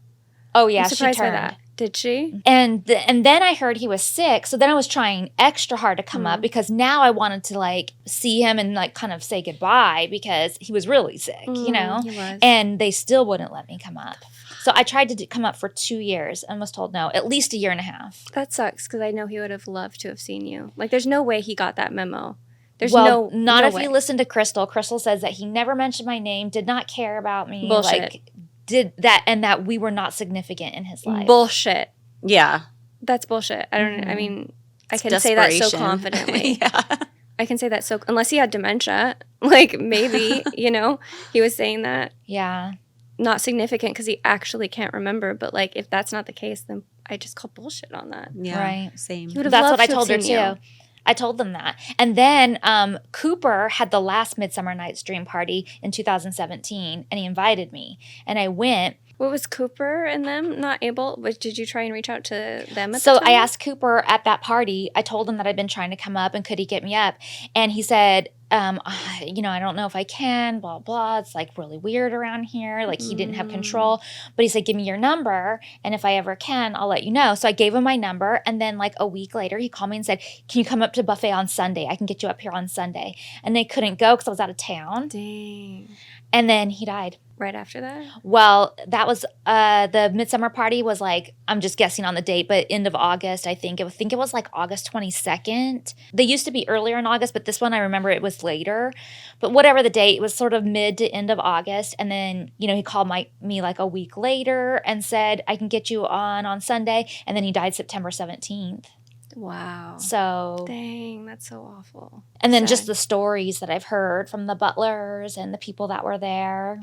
I don't know any of that. I don't know. Like my therapist says I'm emotionally avoidant. So like I don't want the bad like stuff in a way because I just had this like really great experience like and it was this amazing, fun, exciting time in my life that like I'm like I just want to protect that like little bubble. And so I really haven't like kept up with a lot of that stuff because like I think I do that too. Yeah. Well, it's stressful. Like even for me, It is like stressful. I've been out there and I've talked about a lot of it, but when I see other people's stories, even if it's people I can totally relate to and support, like I had nightmares every night when Secrets of Playboy was out. Like, and even when Crystal's book came out, like I was telling Bridget, I'm like, I feel like depressed this week and really like stressed out. And I think it's all her bullshit. Yeah. Even in preparation, before we started this podcast, we were reading some of the books that other people had written about us and Playboy and Hef and stuff. I was telling Holly, this is like really like I feel like I'm reliving the Mean Girls era, and like it's just really hard So emotionally. But what you were saying is like just remembering the good and like keep it in that bubble. Like I feel like I totally do that too. Yeah, absolutely. Jacob and I started the Secrets of Playboy. I think it's the one on A&E. Like we couldn't get through like the first episode. I was having like anxiety like about it. Yeah. Whatever. It is what it is. It's the reality. So you weren't invited to the funeral or anything, No. right? I was really bummed about that. Like whatever, like I don't know who made those decisions.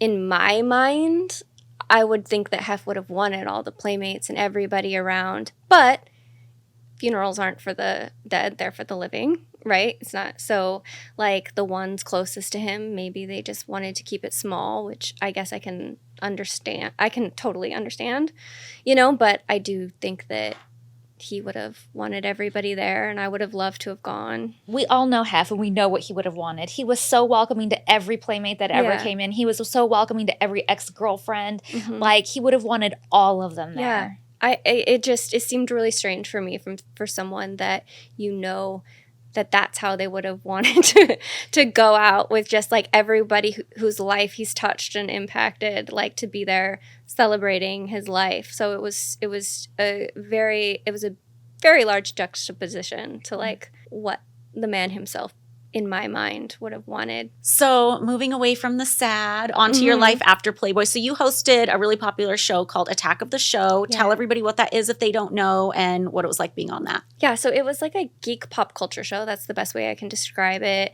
Like Olivia Munn was like the female host on it for like a long time. And then I started getting involved as she was going out. And it was like a live daily variety show around like geek stuff. And man, those two, Playboy and the Girls Next Door too, and G4 TV, Attack of the Show, were just like the three things that have like had the biggest impact on my life. Like Attack of the Show has a huge cult following. Like it wasn't the biggest show, it wasn't the most popular, but man, that fan base is like amazing. So yeah, it was really fun. I did it for like, I don't even know, many years. I was doing live TV. Again, I was like super stressful. Like I loved it, but I hated it. I had to be this like big outgoing personality, and like I could only take it for so long, like kind of keeping up that face. And I basically like disappeared after that. I was like, okay, I have been in the public eye, being this personality, entertaining like for so long, and I'm so grateful, and I did have a lot of fun, but it was never who I was. Yeah. And so after that I just like dipped out. I went and like did yoga teacher training in San Diego and got like certified to teach yoga, but then I realized I actually had to like talk in front of people and teach, which is like I don't want to do that. So then I like went and like finished a couple classes I needed to like finish at school, and I was gonna like go get like a regular job. And then I started like I had a little bit of an Instagram following from Attack of the Show, and I started getting offers to like post for like protein shake or like something like that and like get paid. And like I was like, oh, there's like money in social media. And this was a long time ago. And so I started getting money from that, and I was like, oh, if I keep creating content for my social media, I can grow it, and then more people will pay me to like sell their product. And so then I started focusing on that, and that's what I've been doing like basically since. That's awesome. And did you continue working for Playboy at all after you left the mansion? Because didn't you do some like cool Star Wars pictorial for like Playboy Online or something? Yeah, that was like just like a one-off like thing. Because, it was so cute. Thank you. Yeah, it was fun. It wasn't a pictorial. It was just like it was like Star Wars themed. We did like a 1-800 Jedi commercial where I was like a sexy Yoda. It was like they were trying to create like a Funny or Die type like little like funny clips that would like go viral. So I went to the studio and we like shot these like, it was really good and like really funny clips. It was just cute. Something they were kind of like dipping their toe in. And so it was different. Like I didn't like get nude. I don't think I even did any like nudity. It was just like some funny like stuff. But that's it. When I was done, I was like done. That's awesome. And as far as Instagram, what was that like as like a creative outlet for you? Because I know you have a very like distinct style that's very unique. And I feel like, I mean, just from a spectator's point of view, I feel like it's such a good creative outlet for you to show like who you are and like all the nature and everything. Like even before, you know, you and Jacob started Cabin Land, I felt like your Instagram kind of had this theme of like travel and nature, and it was really cool. Yeah, I mean, I always liked the outdoors. I was always into hiking. I'm like, okay, I like those things. I'm good at modeling. Like, how can I make this something interesting, something different than just like, you know, being a model like on a couch and taking some pictures and posting it on Instagram. Like everybody, every Instagram model is doing that. How can I be different? How can I create a niche? How can I stand out to try and grow this? So yeah, it was like the first time like my whole life I'd go to shoots and the shoots had been planned, the wardrobe had been picked, the makeup, the themes, all of it. And like I started like I picked the photographer, I picked the outfits, I picked the trips I'd planned, like, you know, like 2-week road trips with me and a photographer and my mom, and we would like hike hours up to this beautiful place and like take these pictures, and it would, you know, be all like my creative vision, and it was just so much more fulfilling in that way. Like there was I love everything and all the experiences that I did have, but like for me that was like really kind of coming into my own and like having my own like business and creative ideas. So cool. Yeah, it was fun. So anybody who follows you on social media knows your boyfriend, Jacob. How did you guys meet? Yeah, so I was like in that like element of trying to like model in front of like beautiful scenery, beautiful places, all that stuff. And he was a second grade teacher, and on the side he would build these like really whimsical artesian cabins with like moss hanging off, and like, I mean, they were just so unique and beautiful. And they were like, these 2 cabins in particular just like kept coming across my Instagram feed, and they were so, I mean, whatever, my thing wasn't shooting in front of houses or whatever. I would hike in front of a mountain or a lake, but like his cabins were like so special, and I was like, oh my gosh, I want to shoot in front of these. And so I found some page that seemed like they owned it or whatever. And this girl like ran the page, and she kind of like claimed like the cabins as her own, which since we like got together, he's like, that's weird. But she's like, yeah, you can come shoot at one of our cabins. The person that built it is actually like going to be there. It wasn't her cabins. But he's going to be there if you want to go up there and shoot. And I was like, yes, absolutely. I was in the Pacific Northwest. They were in the Pacific Northwest. So I was like, okay, great. So she put me in touch with him over Instagram, and we started talking, and he's like, just so you know, and he sent himself, because most of his Instagram was just pictures of his cabins. I had no idea who he was, what he looked like, and he sent me like a picture of himself, and he was like, just so you know, this is me, whatever. And like he was a young, like handsome guy, and I was like, weird, why are you sending me a picture of yourself or whatever? I was like, okay, cool, right on, bro. I was like so anti-man at that point in my life. I was like single, didn't want anybody, like it didn't, like I was like, okay, cool, whatever, I'm coming there to shoot your cabins. And I get there, and he greeted me and the photographer. I like pulled up in like my big old truck with my big old camper that like I was driving around shooting all these places at, and like it was love at first sight, like instantly. Oh my God. Like we like stayed up. He showed me around the property where his cabins were built, and we just talk, never stopped talking, sat around the campfire all night. And then we were going to leave, and he's like, "What? I want to take you for a hike, you guys. I know this amazing hike that like you guys could shoot at up there." And so he took us for a hike the next day, and he like assisted the photographer, like he was like blocking the sun like for me, and I was like modeling like nude in front of him. And like it was really amazing. And then that night, like he like asked me to come back and like hang out with him like one-on-one sometime, and asked me out, and like the rest was history. Oh my God. And how long ago was that? Oh my gosh, that was like 6 years ago. Oh wow. Yeah. That's so cool. Yeah. So tell us about Cabin Land, your project you guys are working on. Yeah, I don't know what it is. We're just like winging it. So we started dating, and he was teaching second grade in Boston, and I went and like lived with him out there, and we both he's always wanted to like have piece of property of his own and build these cabins. And like I also not build the cabins, but like for my 30th birthday I went and stayed at Hicksville. Have you guys ever been there? I've heard of it. Yeah. It's just like all these like cute little themed like trailers and stuff like that. I was like, I want to run a resort like that sometime. We came up with this dream that we were gonna like build cabins at like a little cabin resort and rent it out, and that's how we were gonna like live the rest of our lives running this place, and we're going to build this together. And so he quit his job teaching second grade, and we like built a truck, we built a cabin on back of a truck. And that was our first project we built together. And we drove it from the East Coast over to the Pacific Northwest because that's where we met. And that's like just kind of where both of our hearts were. And we started like looking for property, and we found this place that was just green and mossy and big old trees, and it was just perfect.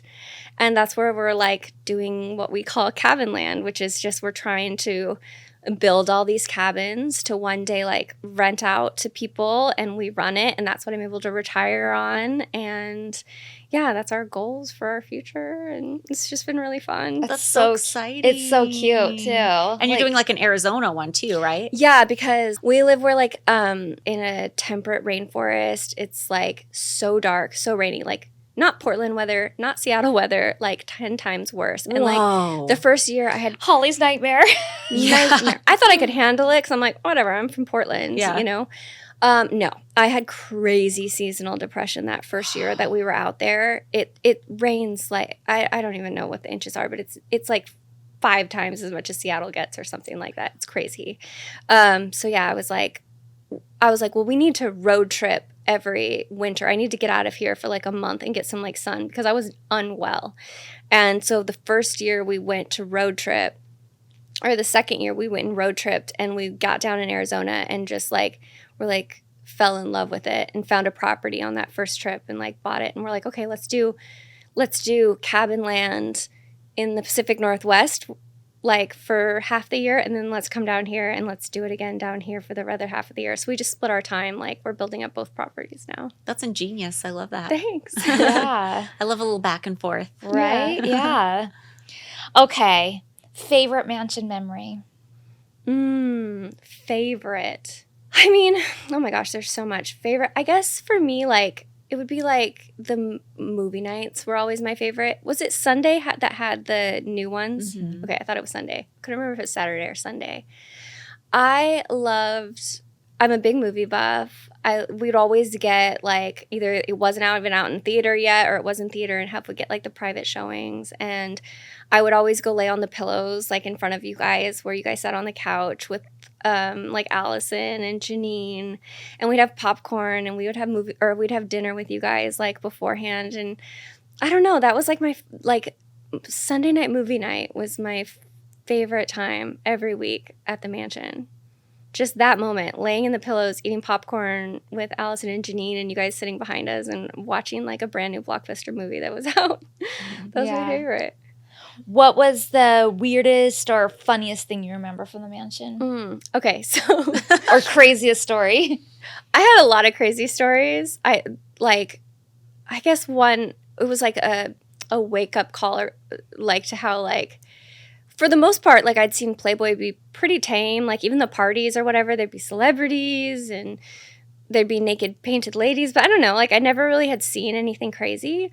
I think it was 3-6 Mafia was performing, and there was like a bunch of painted ladies up on the stage, and I don't know, like, you know, they're naked, and then 3-6 Mafia was performing, I was drinking, and one of the painted ladies was like on the stage and started like eating the other painted lady out because she was like buck naked. And like I was just like, where am I? What is this world? Oh my God. How did we miss that? I know the exact party you're talking about. Do? But that it was was Hef's packed on 80th, stage, so we wasn't it? wouldn't have necessarily seen details. Yeah, it was Hef's 80th birthday. Yeah. Yeah, I was like right there. I was like in front, like jamming out to like with 3-6 Mafia, and like one of the painted ladies was just like just going to town. Did she get paint on her face? I don't remember. I like blacked out. I was like, what is happening? Oh my God. Yeah. Okay, I have the video from that party. Now I want to go You're gonna back have to and go look. look. I know. You're gonna Oh have my to look. God. Oh, it happened. It's burned in my brain. That's so funny. That is crazy. That is a crazy memory. It was like straight out of like a rap song, you know, just like they were just up there singing and the girls were going to town. That is nuts.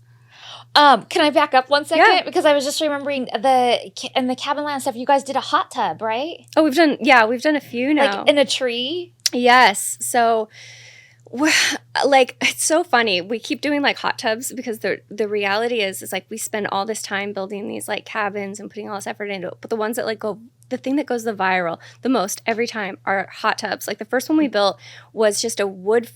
It was you burn fire and we put like a horse trough on top of like a fire. Mm-hmm. And that went crazy viral. Like it was nothing more than like all the cabins we'd built and everything. We're like, what the heck? This is just a horse trough. And so we've since like, you know, kind of been doing a lot of like hot tubs because people like love that or whatever. But we're like, okay, now we got to like, that was just like for funsies and that went crazy. Mm-hmm. So we've been like, you know, trying to be creative and have fun with hot tubs. And we've done like, there was this giant tree that had been like, that had fallen over. And I'd drive by it like every day. It was massive, like insanely big tree. It was just laying there for like 6 months. And I was finally to Jake, I was like, we gotta do something like with that. What if we like get a chunk of it and we carve it out and we like turn it into a hot tub? So we did that and that was a hit. And then we like took the rest of the tree because we'd stood it up like a stump. Like it had like just the bottom half, like, and so then you're sitting in it like a stump. And we're like, okay, what if we take the other part of the tree and like tip it over and carve that out like it like fell over and make another hot tub? And so we did that. Now we just made another one in Arizona with like a bunch of sandstone, and it's just so fun creating together. We like get a bunch of White Claws every time we like do it, come up with like a new design. We have date night. We get dressed up. We drink a couple White Claws, and like he gets his like drawing pad out, and we start like talking about like what it's gonna look like, and we like.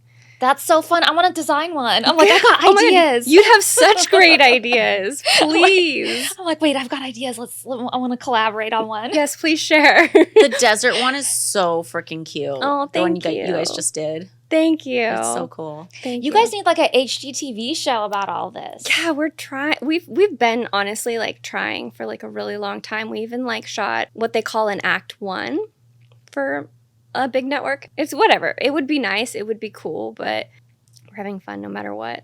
Yeah. It would be such an amazing show. Yeah. Thanks. Anyone wants to pick up a show. Yeah. Remember when Hef let me go to Vegas with you overnight to go see your ex in the comedy show? Oh my gosh, yes. And that was such a huge breakthrough. Yes. That I got to go with you. Oh, it was crazy. It was major. And no security. Polly was still around though, right? At that point? Yeah, you were still there, but it was like I was so scared to ask. That's right. That was like your first together. Time. Yes.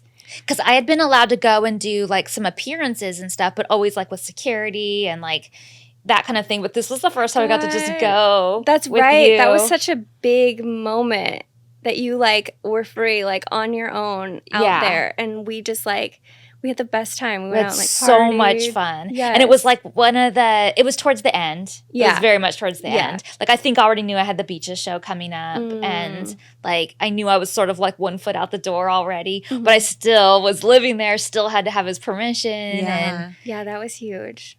Yeah, it's really nice to see you guys again though. You too.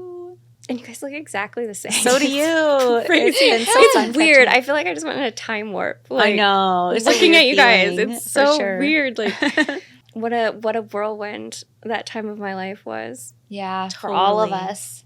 So thank you so much for joining us. We'll certainly have Sara back in the future. For more content, check out our Patreon at patreon.com/girlsnextlevel. And we'll see you guys next week. Bye, guys. Bye, guys. For more content, check out our Patreon at patreon.com/girlsnextlevel.